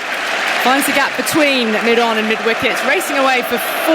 Will it get there? It's pulled back just inside the rope. And Ishant was running all the way back alongside Jadeja. And it was Jadeja who managed to lean forward and pull the ball back with his fingertips at the last moment. And Ishant there was there to pick up and throw into the middle. Well, that was whipped to cow corner. Andy will know why. Why is it called cow corner? It's got to be doing with some animals grazing. There used to be animals grazing at Lord's, I think, in the old days, but I think they were sheep rather than cows, weren't they? I think so too. I thought it was more like some of these leagues and farmers would play, and they just to hit it to where the cows were in the corner of the field. The wonderful quirks of the game. Someone will email in and tell us the origins of cow corner. Slips. I read that the other day, actually. The slips came from. Over the wicket now, Hamid held that bat outside the off stump and angled it into the ground and then out to backward point. Is it due to a regulation on the type of underwear you're allowed to wear when fielding in certain positions? Well, maybe it originated from the women's game.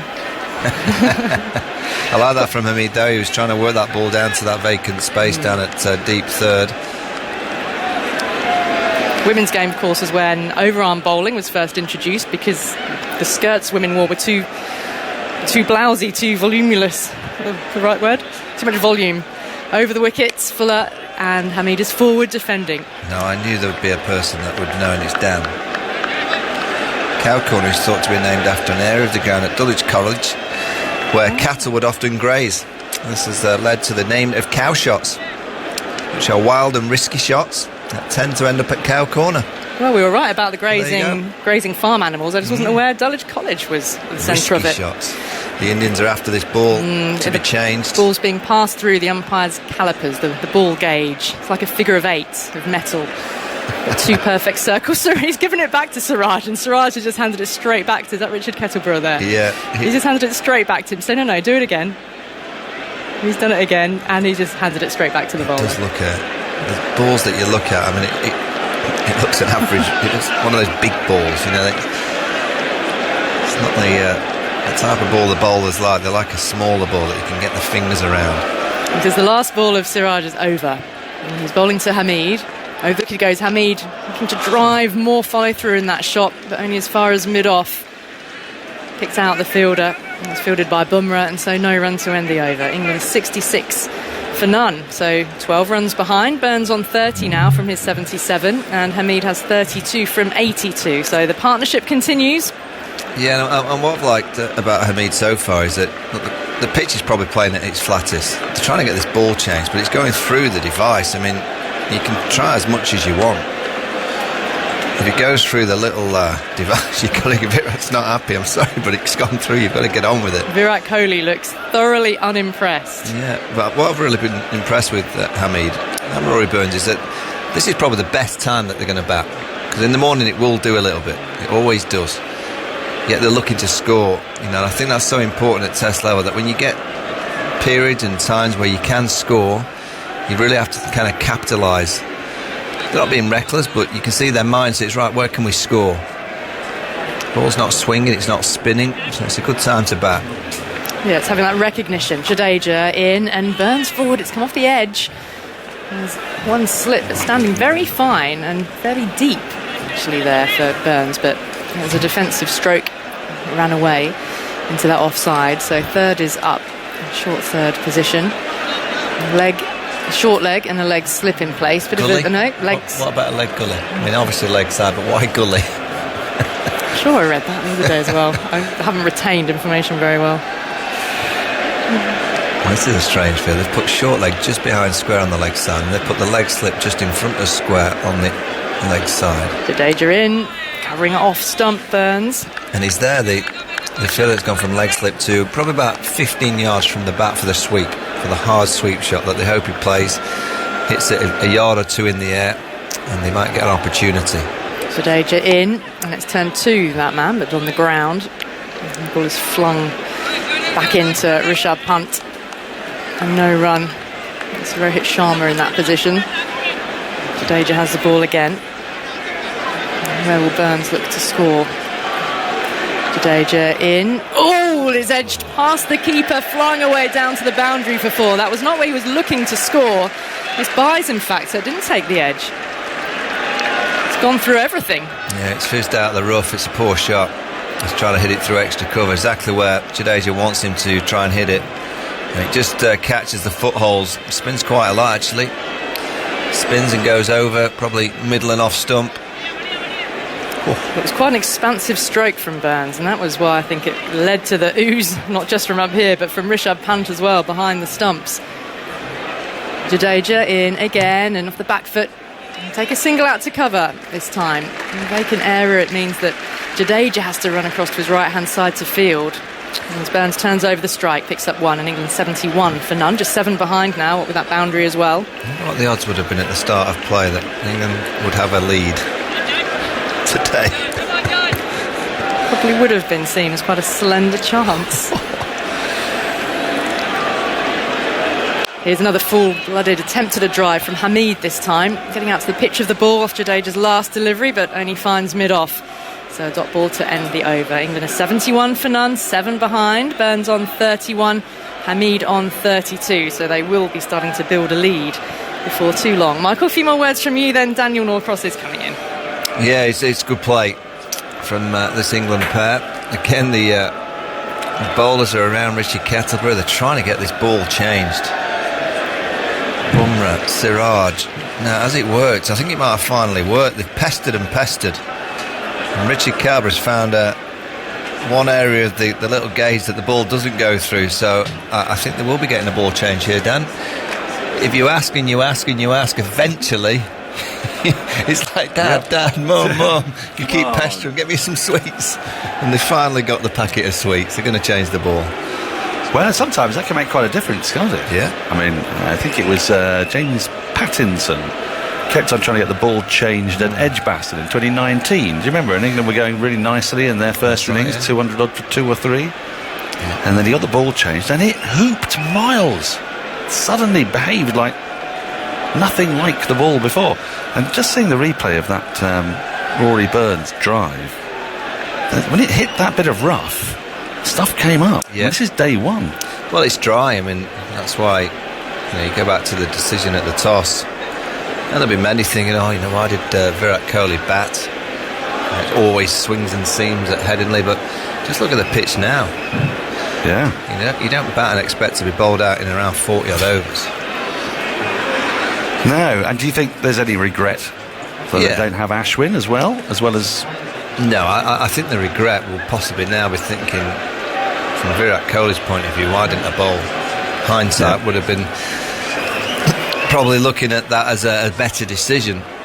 Well, sides that have bowled first here have done pretty well lately. I mean, 2019, obviously a very famous occasion, and perhaps it's a bit of an anomaly, but still England were able to get back into that game because their batters were able to cope on a 4th innings pitch. And in 2017, West Indies cruised to 322 for 5, didn't they? They never looked like losing that.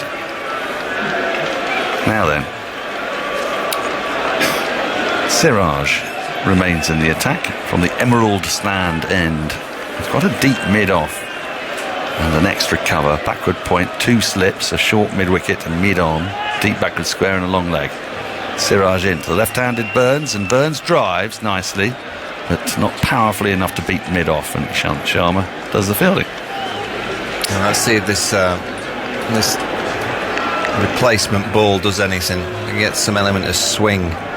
So important, actually. If Virat sees any ounce of movement from Siraj now, they have to put a seamer back on at the other end. And that would be what, Bumrah, do you imagine? Yeah, they have to strike in the next hour. India need 2 or 3 wickets. Here comes Siraj. He's switched his line of attack. He's going over the wicket to Burns. And Burns pulls vigorously out. What, for 6? Over deep back and square leg. Where's that come from? It was short, he swivel pulled, and it's gone right out towards, well, the right-hand side of the Western Terrace as we look at it. And they loved that. England moved to within 1 run of India.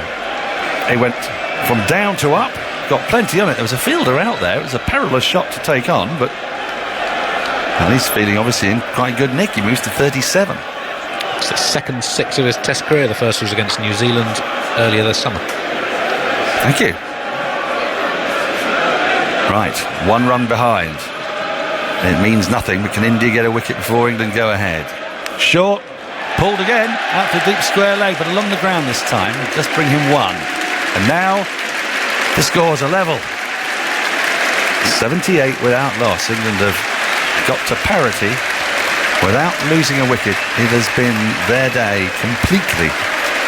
It's seldom you see such a dominant day. There have been them. We've talked about them. 2010 at Melbourne, yes. I mean, at Trent Bridge, when England bowled Australia out for 60, they did at least have the decency to lose some wickets. At the moment, Ebony Rainford-Brent, who has come to join me in place of Michael Vaughan, they've not even lost a wicket.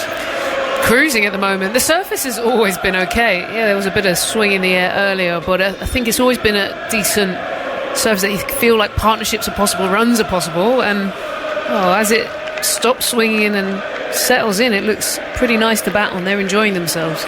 Siraj had to go and collect the ball when it's thrown to him. It rolled down towards the boundary. He's in now to Hamid, who comes forward in defence and pushes a full ball into the offside, and there is no run. How good does Hamid look? I'm sure everyone's been talking about it, but solid shapes, really, isn't he? But do you know what this is? This is the sort of imagining, I think, that a lot of England fans and cricket fans had when he burst onto the scene in those games in India and England. Thought, praise be, the search for Alistair Cook's replacement is over.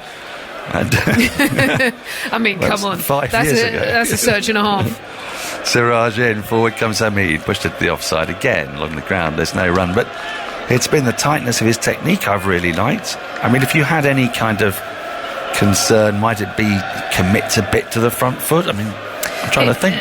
I think he looks great. The only thing that there was talk of, he may, which we haven't seen too much, if the ball was swinging, might square up a little bit, because it's been pretty up and down today. He's looked organised, he's put away the bad ball, he's played the short ball well when offered. I think the test would be in the morning tomorrow.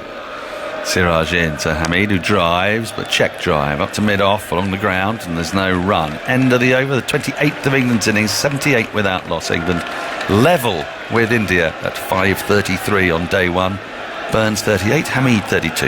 Yeah, I think that's when you know is the conditions that they were first 10 overs or sort of first 30 minutes of play where it moves around. It will possibly do that tomorrow if it's a bit overcast and a bit dewy. As it stands, with the ball going up and down, he's looked impeccable. And then I guess the question will be, let's have a look when there's a little bit more threat. And if he handles that well, then you think maybe he has really tightened up the game.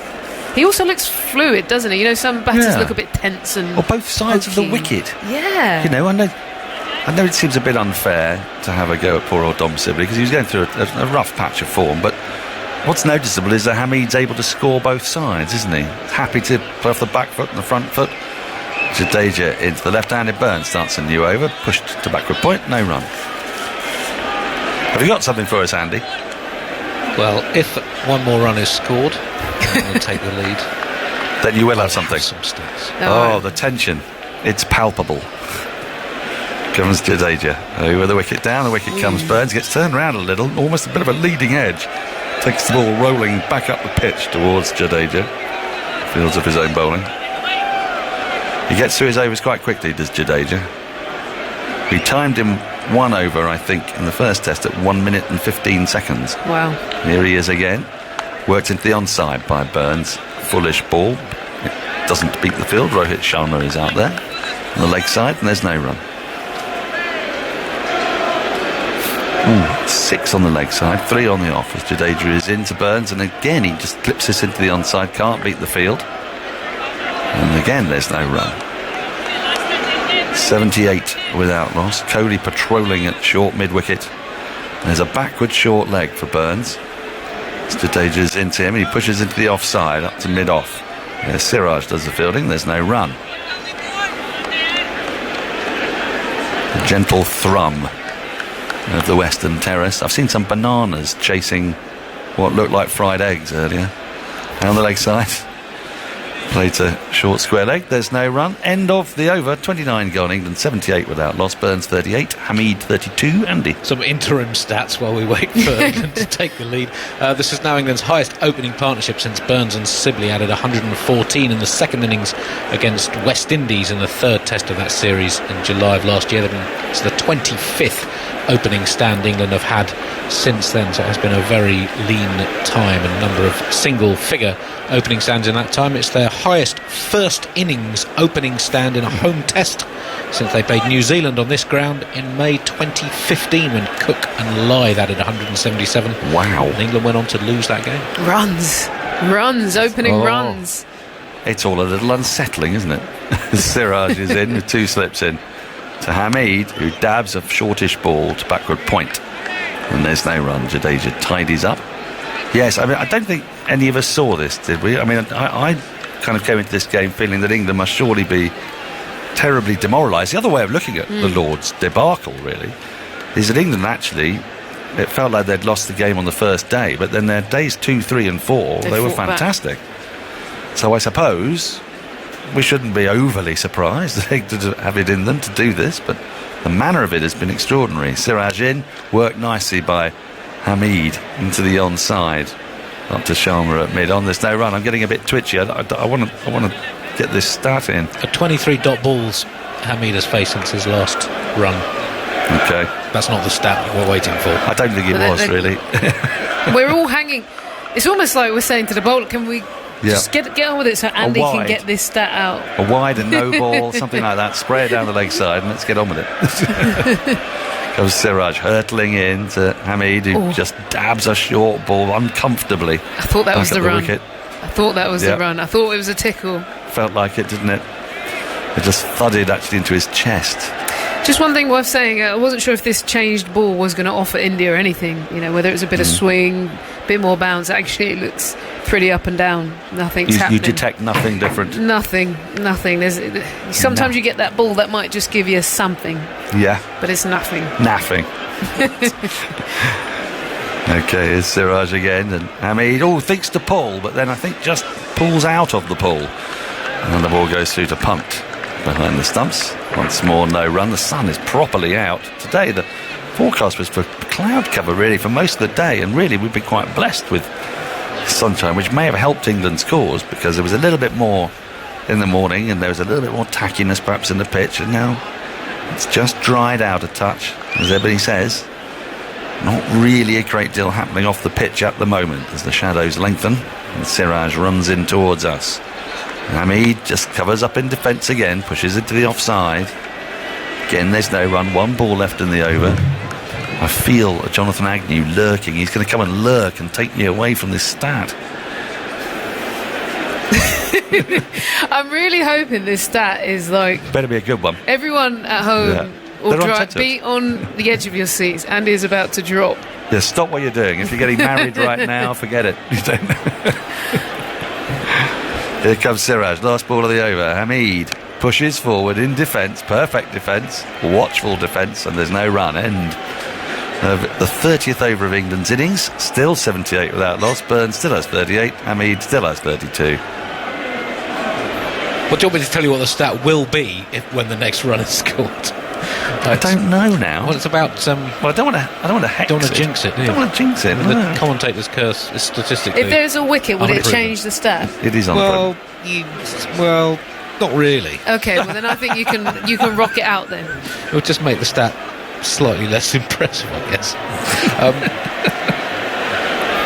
I'm going to hang on, Dan. Yeah, go on, hang on. Jadeja's about to bowl a maiden over to Rory Burns. He starts it, and Burns just pushes in defence into the offside. Punt moves to his left to collect. The ball trickled away around 5 or 6 yards behind square. It's a beautiful sight now.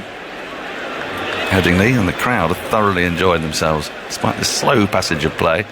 Burns works his next ball into the onside. It's fielded by Rohit Sharma at square leg, just in front of square at square leg.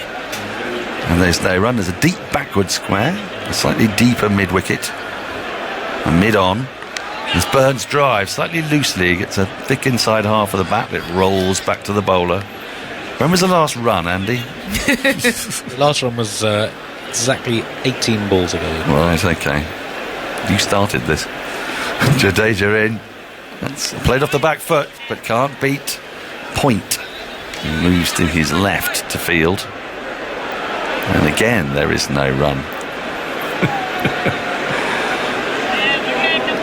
This is just getting too much.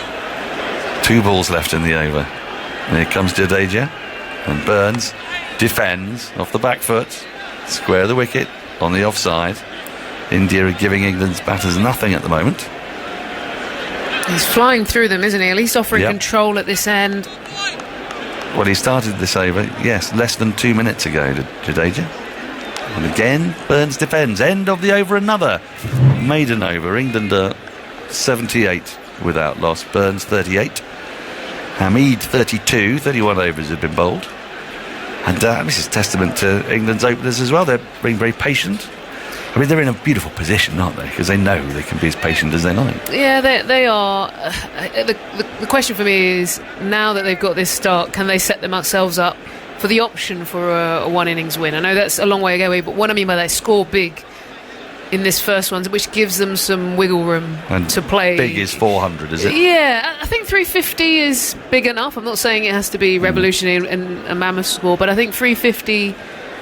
It gives you so many options, right? I mean, India will be conscious that they bowled England out at Lords for 120 odd, so, you know, and that'll be in the back of England's minds as well, I suppose. Shami is going to replace Siraj as England go in search of this run that will take them into the lead and unleash a stat from Zoltar the Magnificent. 2 search backward point cover mid-off. Shami runs in towards us and towards Hasib Hamid. And Hamid defends into the onside, a slightly shorter ball. And there is no run. Just a reminder that from 7 p.m. on a 5 Live Sports Extra, it's the second T20 Blast quarter-final, Nottinghamshire against Hampshire, with Kevin Howells and the team. And I went out to see my cousin, or at least to speak to him from a distance. And he told me that the person who was sat in the seat next to him had left just after lunch to head down to Trent Bridge for that game. It seems like an interesting choice. Shami in, that's dabbed away into the offside, fielded at short point, no run. So he'd come for the morning session. I think he left after 5 wickets, and now hot-footing it down to Trent Bridge for the T20 quarter-final.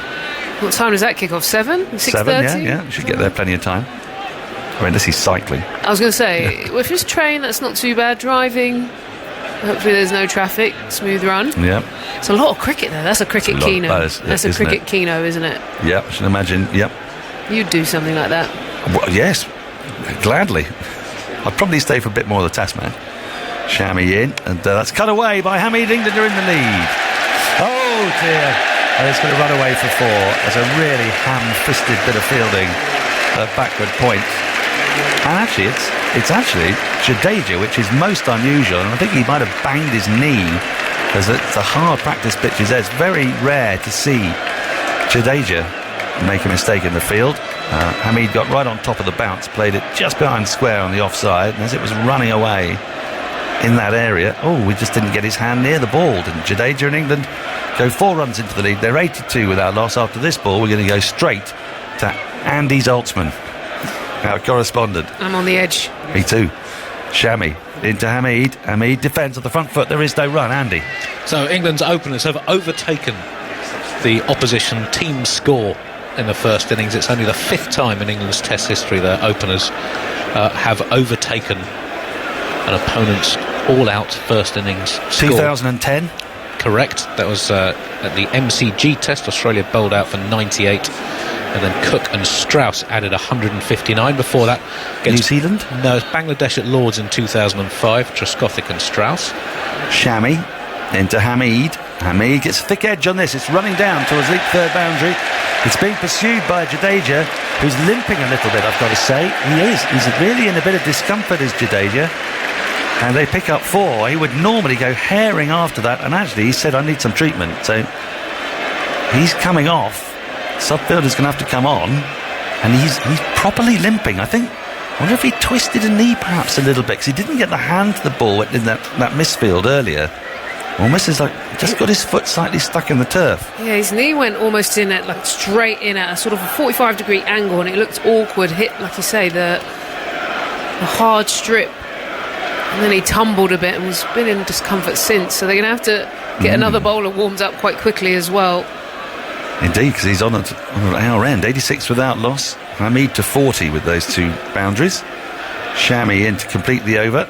It's worked into the onside, up to mid-on. End of the over, England 86 without loss. Burns 38, Hamid 40. 32 overs have been bowled. It'll be Andy Zaltzman to complete this stat, and then it'll be Jonathan Agnew. There's that occasion against Bangladesh at Lords in 2005. Bangladesh all out 108. Trescothick and Strauss added 148. Before that, you've got to go way back to the 1912, the 1911-12 Ashes series. Hobbs and Rhodes in back-to-back tests past Australia's score when Australia batted first all out for 133 in Adelaide, 191 in Melbourne. Hobbs and Rhodes added 147 and 323 in those games. In all, it's the 26th time a team's opening pair has surpassed their opponent's first innings score, and of those that team has won 24 in the previous 25, 21 of which have been by an innings. Well, it's hard to imagine India could have had a worse day than this, just in every respect. The batting, Ishant Sharma's opening over when they're trying to regain some control. The fielding, it's all been completely below par today, and Jadeja's gone hobbling off there. That's a worry. So with little warning, Ishant Sharma's coming back to this end. And England, meanwhile, is moving on serenely. 86 for no wickets. They lead by 8. Burns is on 38, and Sharma moves in round the wicket and bowls full outside his off stump. He lets it go through, and the score remains 86 for no wicket, with some lovely late afternoon sunshine now. Shadows stretching out from right to left as we look down from the 5th floor of this university building. Right down on the players, but over there in the West Stand they're enjoying themselves. It's like thinned out a bit. Maybe a few ejections have helped. Yeah, I think the chips that were, or the seagulls that were chasing the chips have gone. They've gone, yeah. And goes Sharma, bowls, and Burns shuffles forward, plays firmly to mid-on. Yeah, there's a gradual sort of weeding out process in the last session usually in there. But they've had a good day. Well, they've seen a memorable day's cricket thus far. There's still 40 minutes to go, so anything can happen in that time, of course. How well have England responded? The ball with the bat after a bit of pressure. Questions would have been put on Joe Root if they'd have had a bad day today, and all the media attention that would have come off the back of this. To respond this way, really good start. 2 slips now. Sharma around the wicket, moves in, bowls, and Burns again shuffles forward. Ball runs away to Bumrah at mid-on. You have to say, having had a very poor summer so far, and this is only one day, but England actually haven't done anything wrong today. I mean, they haven't even dropped a catch, which has been something that has crept into their Test cricket this year. Bowling was very disciplined. Sorry, because I was just going to ask as well, Andy, I know you might be crunching something like that. Burns' form, so obviously he got a nice 40 the other day, but how is he shaping up? Is he in reasonable touch over the last period, or is he... Yeah, where would you rate him at the moment of this sort of 2021? Sharma bowls to him, and he's forward again, playing with a very nice straight bat along the ground to mid-off. He just to me today, he looks organised. You know, sometimes he comes down awkward angles, but he's just come down so nicely and straight. If his twitching and his fidgeting all works in sync. Yeah, it looks good. Yeah, it's just you're right. I mean, sometimes it doesn't. Today, very smooth, straight bat. He played and missed a few moments ago to a ball that moved a long way off the seam. It came from nowhere. But otherwise, yeah, it's been a very fun innings so far. Long way to go. 38 not out. Hamid's 40 not out. England lead by 8 runs. Sharma again goes round the wicket and Burns drives him into the offside. He's sliced it rather. So it'll just be 1 run out to the deep point fielder and sends a horrible throw into Pant. I used the word scruffy earlier to describe India's cricket today, and that rather sums it up. That's a horrible throw. I think he tried to keep it low because of the sun and do Pant a favour, but actually he served up a horrible half volley into the old footholes there for the keeper to try and catch. 87 for no wicket. Bit of a resume coming up after this over for people who will be driving home from work and saying, what's going on? What happened today? 78 all out? You must be kidding. Well, I'll tell you what happened after this ball. It's quite a lot. Sharma's going over the wicket now to Hamid, who's forward, pushing away into the offside. The end of the over. 87 for no wicket. That's England's reply to India's 78 all out. Kohli won the toss this morning. A bit of cloud around, but I think it would have been a brave captain who would have chosen to have bowled first. He chose to bat. KL Rahul was out to the 5th ball of the morning, edging Anderson to Buttler for naught. He was followed by Pujara. Same, caught Buttler, bowled Anderson 1. Kohli caught Buttler, bowled Anderson 7. 21 for 3 score was only the 11th over. Ajinkya Rahane caught Buttler, bowled Robinson for 18. That was 56 for 4. And that was on the stroke of lunch. Added 2 runs. Rishabh Pant was caught behind again by Buttler off Robinson for 2. 58 for 5, and the wheels really starting to come off at this stage. Rohit Sharma was the 6th man out for 19 from 105 balls. In comes Shami, bowls. It's turned away out to mid-wicket. He simply couldn't put the ball away. The delivery before the one that got him out was a low full toss. Awful ball, really, from Overton that he completely mistimed. It absolutely lost his fluency altogether while grinding out those 19. And the following ball was little more really than a shortish ball outside the off stump, which he tried to pull. And there's a horrible mistiming. He just spooned the ball to mid-on. It was the 3rd time in the series he's been out to the pull shot. Really gentle end. He was out for 19. In comes Shami, and he bowls, and Burns clips him away firmly to mid-wicket. And there's no run. Now, in come, at this stage, the two who had built up an incredible stand at Lord's worth 89, the tail enders. Jadeja made 4, but then Shami and Bumrah, those 2 heroes of Lord's, were both out first ball, which rather summed it all up, really.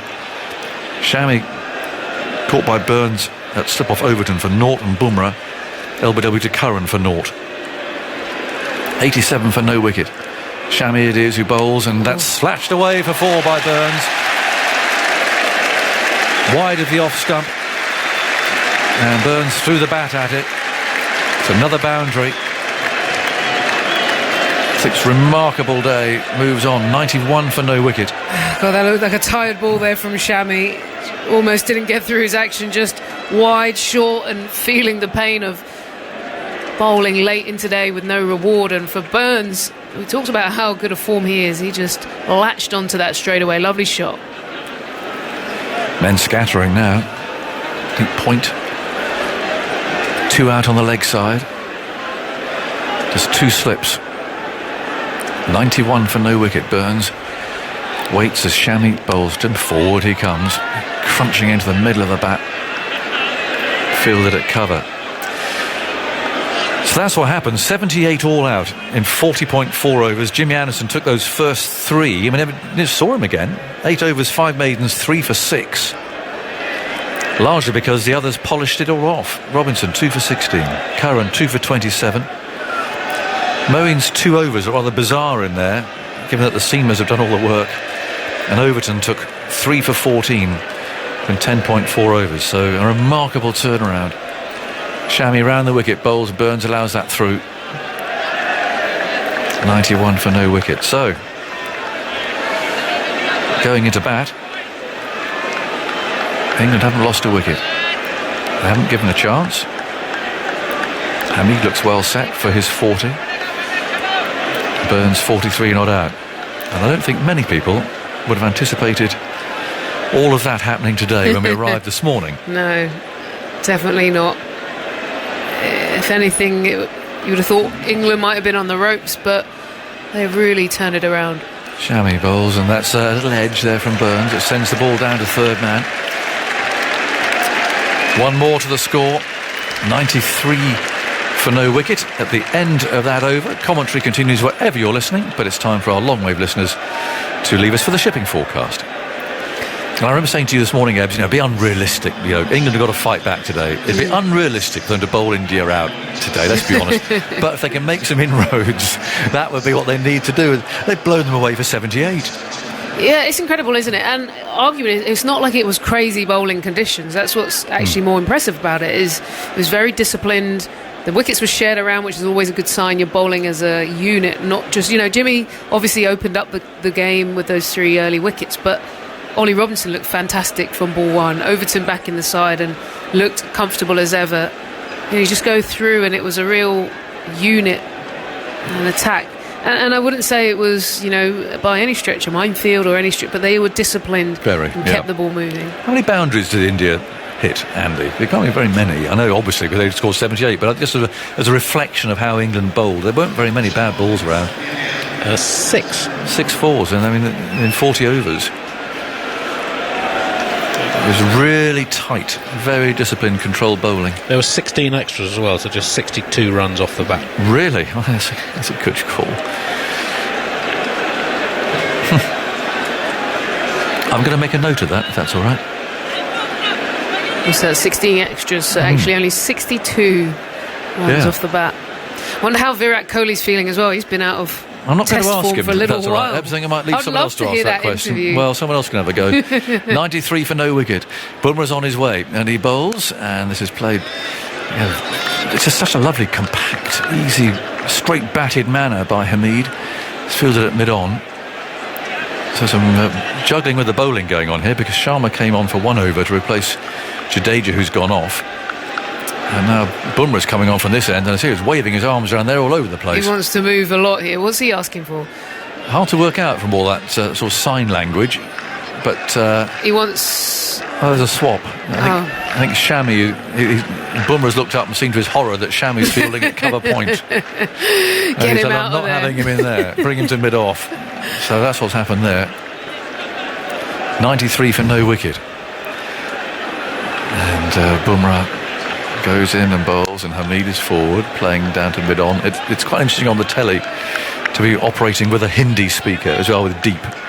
He's been tuning in to what Rishabh Pant's been saying when the spinners bowling, particularly up there at the stumps. You can hear it, obviously, in the headphones, all in Hindi, but so obviously Hamid can understand it and hear it. But actually, he was also apparently telling Kohli what to do with the field. I said, seriously, he's telling Kohli what to do. And he said, yeah, he wants a man there, and move this, and don't put in there, put him back to there. Oh, quite interesting. Goes Bumrah, bowls, and that's on the leg stump, and he likes it there, and turns it away with that sort of risky flourish. The ball skims away across those practice pitches out to deep mid-wicket. He looks equally competent, doesn't he, on both the leg. Sometimes a player kind of really dominates one way or the other, but because he's got such a good balanced straight bat, then he can just either close the face to the leg side or just open it up to the off. Welcome back to our long wave listeners. 95 for no wicket. England lead by 17 now, with half an hour to go on this first day. And the sun's still with us, as Bumrah is bowling from our end. The Kirkstall Lane end of the ground, bowls almost a Yorker, very full, and Hamid drives it out of the bottom of the bat, finds cover, and there's no run. Well, a chastening day for India, but really nothing has gone right at all. There have been missed fields. Jadeja has gone off, hobbled off with an injury. Batting was poor. Loose balls in reply. 95 for no wicket. Hamid's on 42 as Bumrah bowls to him. 40 comes again. Does get so far on that front foot. Would you chuck in a odd one? Well, I think you would. Just to make him think, get him... Would.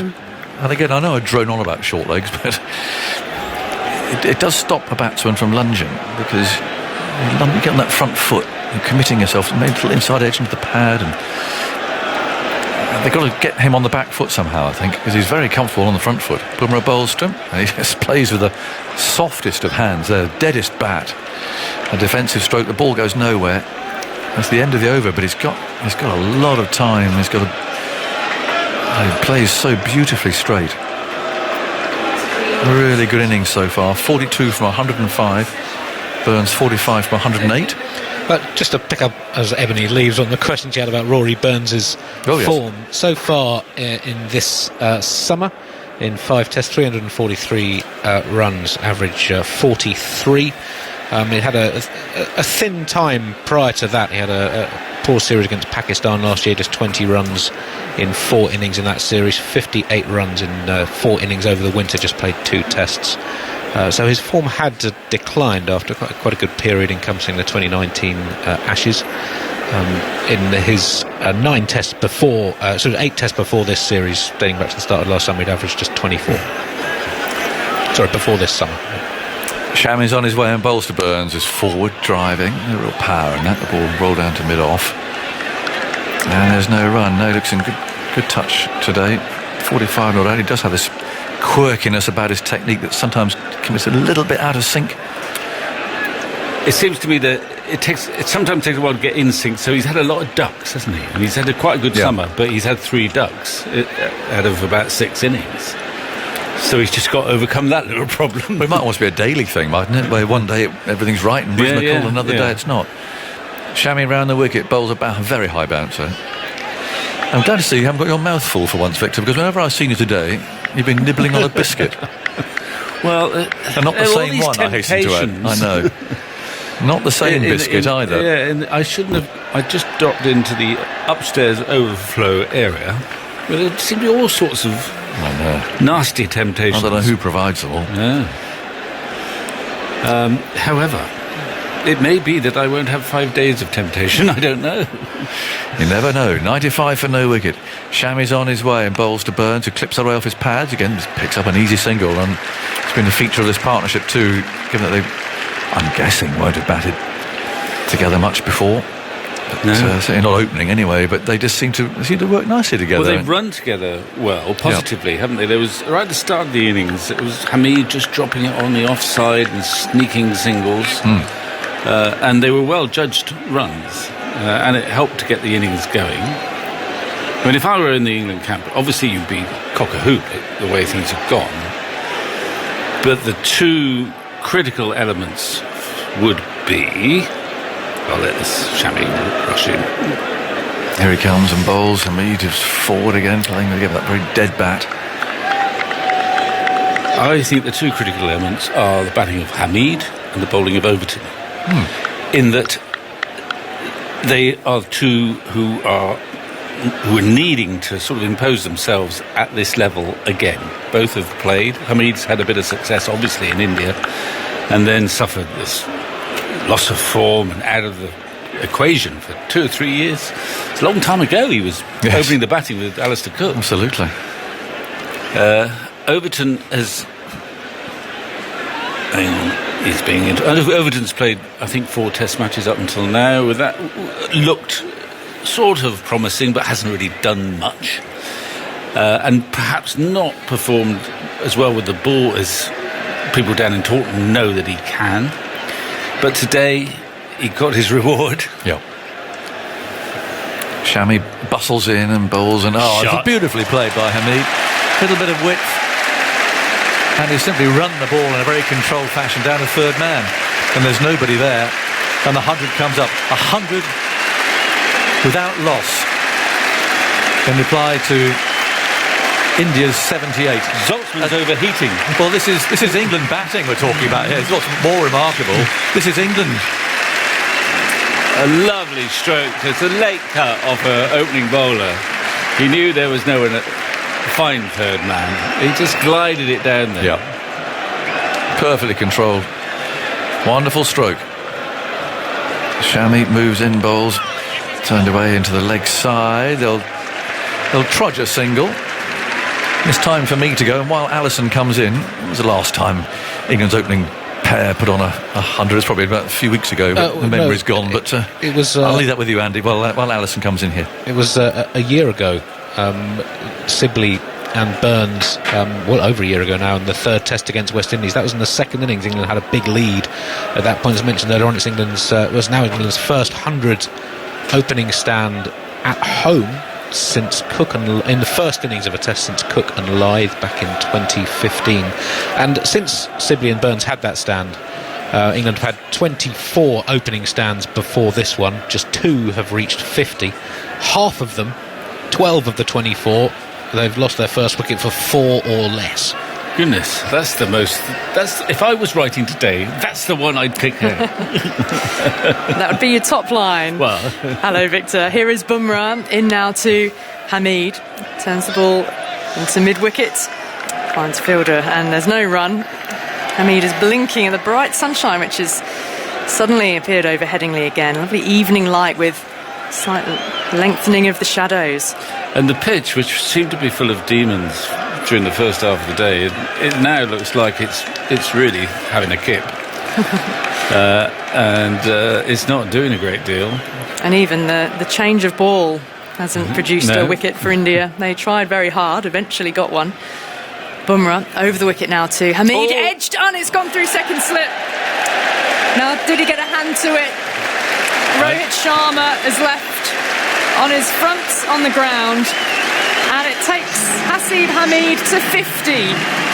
It's his third test 50, but of course his first on his recall to the England side, and he's now back up in the opener's slot, and he is being given a standing ovation at Headingley. Yeah, and he receives it, and he does it in a very matter-of-fact manner, as if, well, the job's only just begun. He had a bit of luck there. That ball did zip off the outside edge. Technically, that was a chance. It went very quickly and low to Sharma's left. And I think he just got a fingertip to it, but it sped away for 4. Hamid on 51 then, as Bumrah's in again, full on the off stump, and Hamid is forward and defends. So that's the one blemish, if you like. It was a very hard chance, but it was catchable. Went quickly. It did. He had to react fast. Sharma stuck out that left arm and ball very quickly then down to the boundary behind the slip cordon for 4. Hamid faces up again, and Bumrah is in outside the off stump. He's leaving this one go. He's gone through to punt with some good carry there from Bumrah, 86 miles an hour late in the day. Yeah, I mean, the competition hasn't been fierce, but Bumrah's been the best of the bowlers in this relatively short innings. I mean, he found the outside edge there, and he surprised not only Hamid with the pace off the pitch, but also Sharma at second slip. The crowd are attempting to have a bit of fun with his Ishant down on the deep mid-wicket boundary in front of the Western Terrace. What a place to be fielding at 6:10 of an evening. Bumrah in, full again on off stump, and Hamid is forward, and he defends into the offside, no run. Well, Ishant hasn't had a great day with the ball. I don't know whether he's up for a bit of banter or not. Sure, though. I think there was a request to give a wave to the crowd. Actually, I think Ishant is a mid-off, so. Is it Siraj who's down there? It might be, yeah. Right, Ishant is at mid-off. Here is Bumrah. 2 slips are there in place. And Bumrah's in past the umpire. Going straight forward is Hamid. Defends the ball, squirts off the outside edge, out towards point. It's fielded, and there's no run. So an over in which Haseeb Hameed brought up his 50 and been an innings of plenty of control and tight defence, some flourishing scoring opportunities when available. And Andy can give us the vital stats. Yes, he brought up his half century from his 110th ball with his 10th 4. Not the most elegant of those 10, it's fair to say, that edge through the slips. And it's his third in his 5th test. High scores 82 in India in that series late in 2016. Mentioned the opening stand being England's first 100 opening stand in the first innings of a home test since May 2015. It's only their second in the last 10 years since Cook and Strauss added 186 against India at Edgbaston in August 2011. The second 100-run opening stand for England at home. In first innings. In first innings. Yeah. Well, it's the first innings that sets the tone, isn't it? Yeah. Not only is Hamid and Burns on fire, so is Zaltzman. Steam coming from the laptop. Yeah. 105 runs on the board for England, then a lead of 27 on this first day. And Shami around the wicket now to Burns. He turns it into the onside, finds mid-wicket, and there's no run. Burns on 46, so he's closing in on a half-century himself. Well, it's a rare, as I say, as we've been finding out, it's a rare situation to be in. As we look down now, Burns, once he gets in, he looks so relaxed, doesn't he? He never looks beautiful, but he does look relaxed as he knows exactly how he's going to play. He's in rhythm. And likewise, Hamid has looked pretty calm. It's a very high percentage of boundaries, actually, in his 50, 10 fours. Shami around the wicket again. Burns coming forward outside off stump to defend. No run.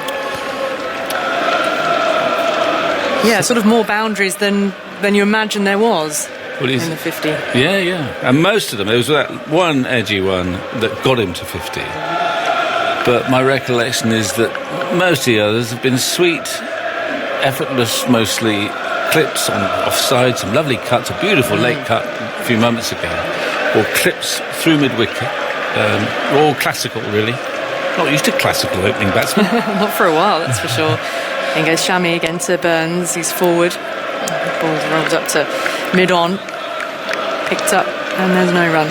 He's also had, sort of think of him as a largely defensive player, and he's had a couple of long scoreless spells, a 23-ball spell and a 29-ball spell without scoring. But he's sort of retained his form and his composure. Well, yes, I've been aware of that, and he hasn't looked ruffled by it, has he? No. Which is, a sign of maturity. He's always looked incredibly mature, when he's played for England. But, very calming presence out there with Rory Burns. Shami in, and Burns goes with the angle from around the wicket, clips this one out to deep square leg where Jadeja is back on the field, and Burns has taken a single. 106 without loss then, and Burns on to 47. The other odd thing about Burns' innings is when he suddenly hit that six.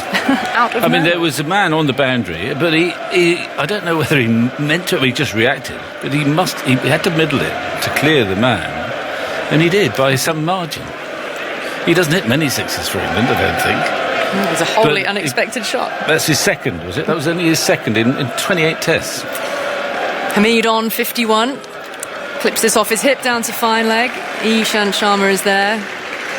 Gets down ground level to field. Waits for the ball to come to him. Sends it back into the middle. A single taken. 107 without loss, and the lead is 29. I think you've got to contemplate these two getting through to the close, then coming back again in the morning when the bowlers will have had a bit of a rest, and when there'll be a bit more zip in the pitch, batting first thing. Well, I suppose I often do this shift, and you're often thinking, right, well, who's the night watchman? And it's Shami around the wickets, bats onto pad there from Burns. I think it won't be Jimmy. I'm sure. I reckon I saw a shot of the dressing room, and I think Craig Overton had pads on. Right. Well, he's a good player to be night watchman, and in a curious sort of way, he might quite like to get in.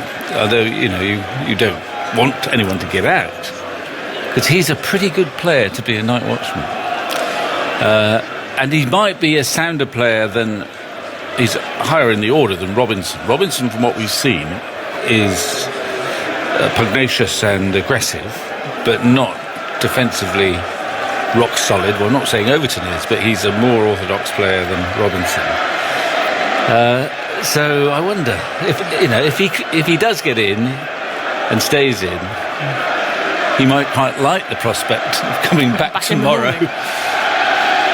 Well, Hamid and Burns are still there, and there's two slips behind Hamid as Bumrah is continuing. He found the edge already. It's outside the off stump, and Hamid, still showing that sound judgment, takes a stride forward, shapes to play, lets the ball go through. I can tell you this, Overton would not have done that job for Somerset, because we've got Somerset have a far more experienced night watchman. Are you talking about Jack Leach? Who's very good at it. Well, from England's perspective, they absolutely hope that Overton isn't needed tonight. But if a night watchman is needed, he's a good one to have. Well, we'll see. Bumrah over the wicket now to Hamid. Came forward again. Just a little trigger movement as if he was tempted to play at that outside the off stump. And as he walks away to square leg, he first almost just rehearsed a cut shot. And knows that backward point is there as well. He let it go through to Rishabh Pant. Well, the lobsters on the Western Terrace haven't got any redder than they were when they were in their outfits at 11 a.m. this morning. No. They've been waving their claws in the air, though. Cheering on the Hamid half-century. Bumrah has set deep square leg, back on the boundary, fine leg is back as well. Hamid looks out to the Western Terrace in that direction.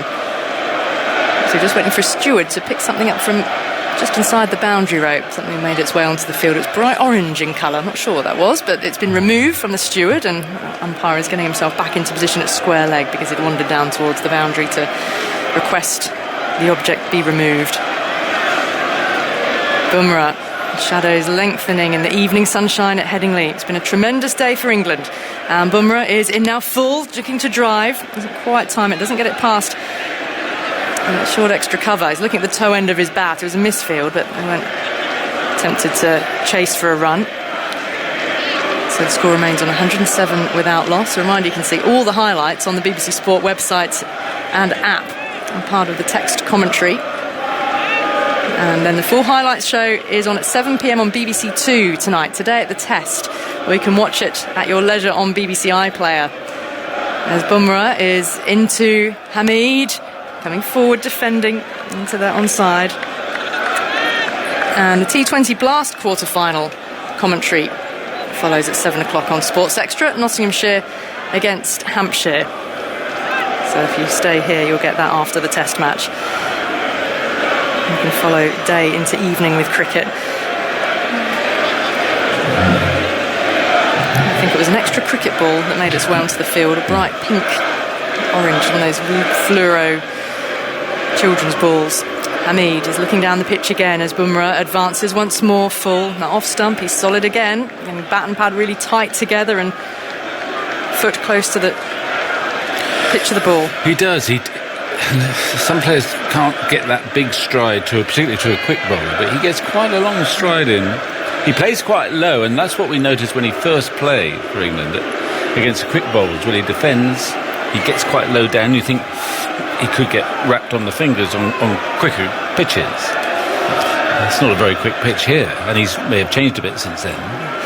Bumrah in now, defending and with a flick of the wrist. He works a run behind square on the leg side to take a single. It felt for all his worth as if that was going to be a solid defensive stroke, but he's rotated the wrists and gained a single. So the lead is now 30 at the end of that over, 108 without loss. Hamid on 53 and Burns on 47. Now Virat Kohli is having a chat with the umpire at square leg and seems to be gesturing back towards the Western Terrace, and he'd been shaking his head a little bit during the last over. I wonder whether he's unhappy with perhaps a bit of heckling or banter. I'm not sure what's been happening, but with Mohammad Siraj fielding down on that deep mid-wicket boundary. But anyway, Virat Kohli has a word with the umpire. To be kept on. Well, let's hope there's nothing untoward going on down there. I mean, the Indians had this issue in Sydney, didn't they? It was Yorkshire. And it was Mohammad Siraj on the boundary who... Yeah. And the last thing Yorkshire would want at the moment is an incident of that any type. Allegations of inappropriate behaviour. Yes. Hopefully nothing untoward, but... Siraj is in the relative safety of... Is he there? Mid-off now. Shami, who's running into Hamid, a bit wider from the crease, and Hamid turns him behind square, takes off pretty quickly for a single. That's all it is. Ishant comes running up from fine leg to field, and they lead up to 31. So Burns is still in the 40s here, searching for a half-century before the end of the day's play. But then someone was saying that he's not actually searching for it, which is one of the beauties of his innings. He's quite content to wait for the opportunity. It's been key And to the success. He is getting to the stage now. You know, I think it's his 28th test now. So he's as close to an England regular opener as we've had since Alistair Cook retired. Shami's bustling to the crease. Now to Burns, and he defends straight back up the middle of the pitch. Shami picks up in his follow through and no run. He's looking very serene, Burns. Knows it's a matter of getting through another couple of overs. And England will have gone through to the close with a lead and all 10 wickets intact, having their openers score more than India's entire team. Well, who'd have thought it? You're right about... I've just seen a shot of Overton. He's got his whites on, and no doubt he's got his pads on. Burns is on 47. Oh, and there's bat and pad. An appeal for LBW from Shami and from Pant joining in behind the stumps. Shami's looking back towards Virat Kohli, who's standing at first slip, but he doesn't seem very interested. He doesn't, but he only ever asks for a review when there's 1 second left. It was down to 2 seconds. No. It's gone. It's gone. Wondering about height, perhaps? Yes, I think height would be an issue, clearly. It hit him almost on the thigh, back thigh. crowd were wanting a review. Crowd are urging Virat to make the T sign. It's become an element of theatre in its own right. And again, Burns cutting away behind points. Really just placing the ball. And able to go through for 1. And on to 48. 110 without loss. Hameed on 54. The sort of opening partnership that England has been craving. Well, who'd have thought it, Alison? All out 78. I know, I mean... James Anderson, 8 overs, 8 overs, 3 for 6. That was his opening spell, and he wasn't required again because Overton took 3 for 14. Curran took 2 and 2 balls as well. Full from Shami, and defended once more by Hameed. And India just blown away. And Jos Buttler took 5 catches. Never did take the 6th, Andy. The first 5 of the innings. First 5 of the innings. In the first innings on the first day of a test. Has that ever happened before? Well, we only have data back to 2006. Oh, he always says that. It's only the second time a wicketkeeper's taken the first 5 dismissals of an innings. Oh, right, since then. Last ball of the over from Shami here. It's well kept out by Hameed. It was full and straight. And as he has done so often all day, he has just stretched forward defensively and kept it out. He's on 54. Burns on 48. Vic with the lead 32. I'm going to make way for Daniel Norcross. Well, no, I don't think I'm going to help, but I know that Jack Russell got 11 victims in the Johannesburg test when Mike Atherton got 180. And it's just possible he might have got 5 in a row at the start of that, but I doubt it. But it is before 2000, and whenever your data comes into play. It was a sort of lost stat in mid-Atherton's great innings. Jack Russell, I think 11 victims was some sort of record. Anyway, here's Daniel. Hello. You're our night watchman. Hello. I prefer Overton myself. I think you'd probably do a better job. 110 without loss. Burns on 48. Very good. He's hit 200s and 850s in first-class cricket so far this year. As Bumrah is into him, and he just defends on the front foot up to mid-off. There's no run, and I think he's now got 970 first-class runs. There used to be a time when you cared about who was the first person to 1,000 first-class runs. And you might get there. Well, actually, nowadays you've got a better chance of getting it by the end of May. 1,000 runs before the end of May used to be a great landmark. Curiously, this season, theoretically, that should be quite possible, given all the cricket that's played so early. But the ball's seeming around all over the shop. 7 matches, 8 matches, quite hard to do, but yes. Bumrah is into Burns. And Burns works this into the onside, thinks of a single. Hameed says, well, he was initially interested and then scampered back. There'll be this over and then probably one more. So Burns on 48. And now just maybe a little bit of nerves, having got themselves in that strong position. Yes, Andy. If they can survive the rest of this over, and however many are left, it'll be only the 3rd time in Test history that a team has bowled out the opposition and ended day one of the test in the lead with their openers still at the crease. So One that's being again. Melbourne. Yep. So which was the other? Bumrah is in, and that is defended back up the wicket. You sure we're not just talking since 2006 here? This is in Test history. The dawn of time. Okay. Wow. Yeah. 13 billion BC. Yeah, since then. So Melbourne. Yeah, Cook and Strauss were 157 for naught after England bowled Australia out for 98 at the MCG Boxing Day 2010. Right. And the other instance we'll come to after this ball from Bumrah. Yes, could be academic yet.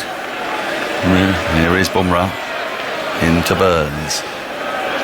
Burns clips this through the onside. This will be his 50. It's running up towards the mid-wicket boundary. It's a lovely shot all along the ground.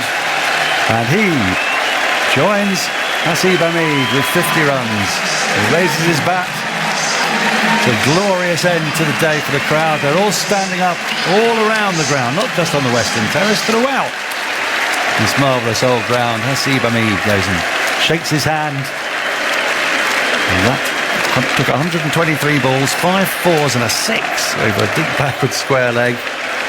And now he's got to his landmark. That's his 9th first-class 50 of the season.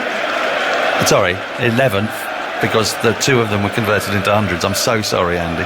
114 without loss. Bumrah into Burns, who plays at this and misses a full ball outside the off stump. There's no run. 114 without loss. Andy. It's his 13th test score of 50 or more, 3 of which he's converted into hundreds. His first 50 score against India in his 9th innings against them. Okay. It's his 3rd score above 50 this summer, which isn't huge, but he's the only other Englishman to score 100, isn't he, this summer? As Bumrah is into him.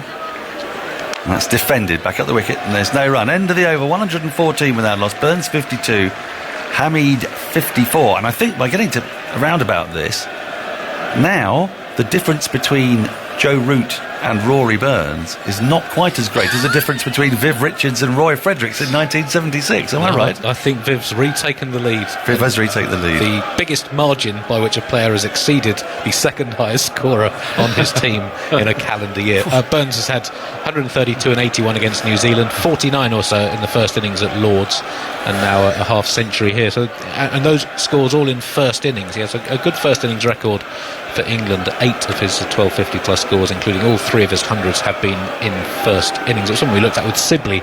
Had a very poor first innings record, got most of his bigger runs in the second innings. I'm like a kid in a sweet shop because we still got the other 2 instances of. Oh, well, there's only one other instance, isn't there? There's only one other, I think. Because this would be the 3rd time if it happens. Okay. Last over of the day, Siraj is going to bowl it, and Hamid dabs a ball backward square on the offside. Rohit Sharma moves to his right from second slip to field. So where was there's no run. The other instance was New Zealand against Pakistan in Hamilton in March of 2001.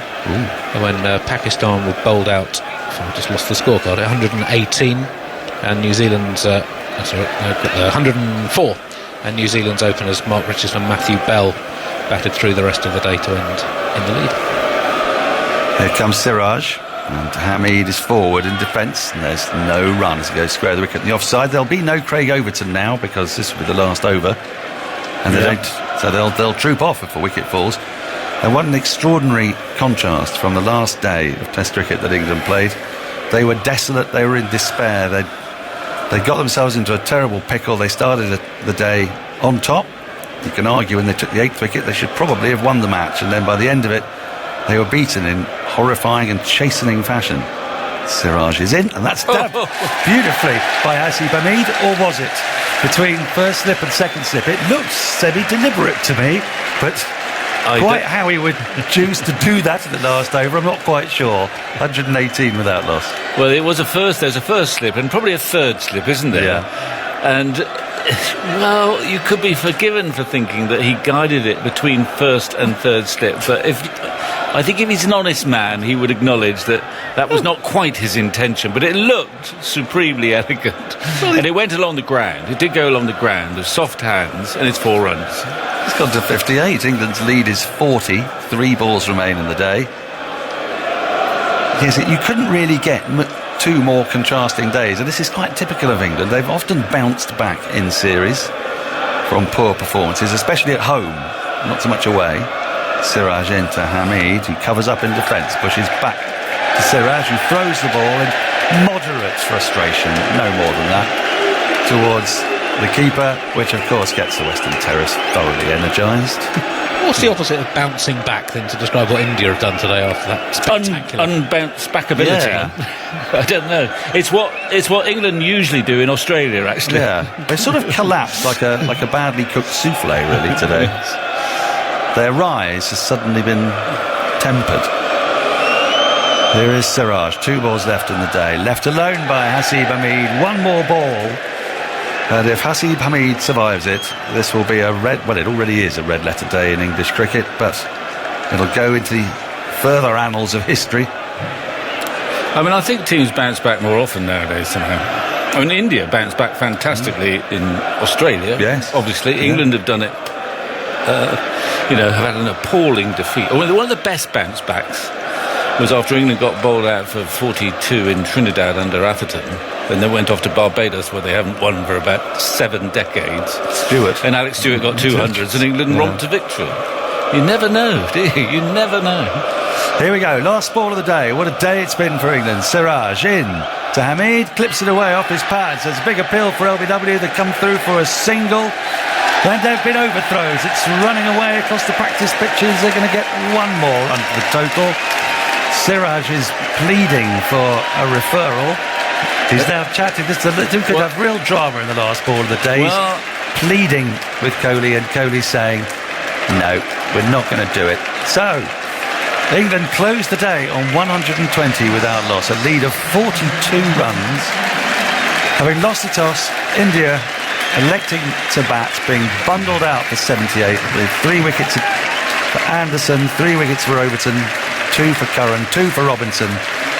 And then, well, Burns and Hamid have plunged the knife further into the wound with his partnership of 120. Both players have gone past their half-century, 52 to Burns, 60 to Hasib Hamid. You could not be in a more dominant position at the end of the first day. It is beyond their wildest dreams. It's beyond the wildest dreams of this crowd. And they're walking off to, as you would imagine, the warmest possible of applause.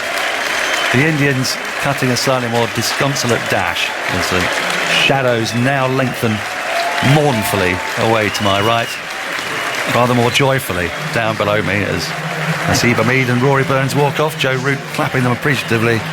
The umpires walk off. Vic Marks, an extraordinary day. Some thoughts from you, and then to take you through the next 15 minutes or so, it's going to be Jonathan Agnew. I mean, there's all sorts of confusing things happen. I just caught a sight of Joe Root there, who must be wondering, well, hang on a minute. I've usually been batting for an hour and a half by now, after the openers have come in and gone out. But no, there's 120 put on without loss. But even more extraordinary than that was the way in which, for half the day, batting seemed practically impossible. And in the second half, once they got through the first half a dozen overs, it seemed really quite comfortable against an attack that had humiliated England less than a week ago.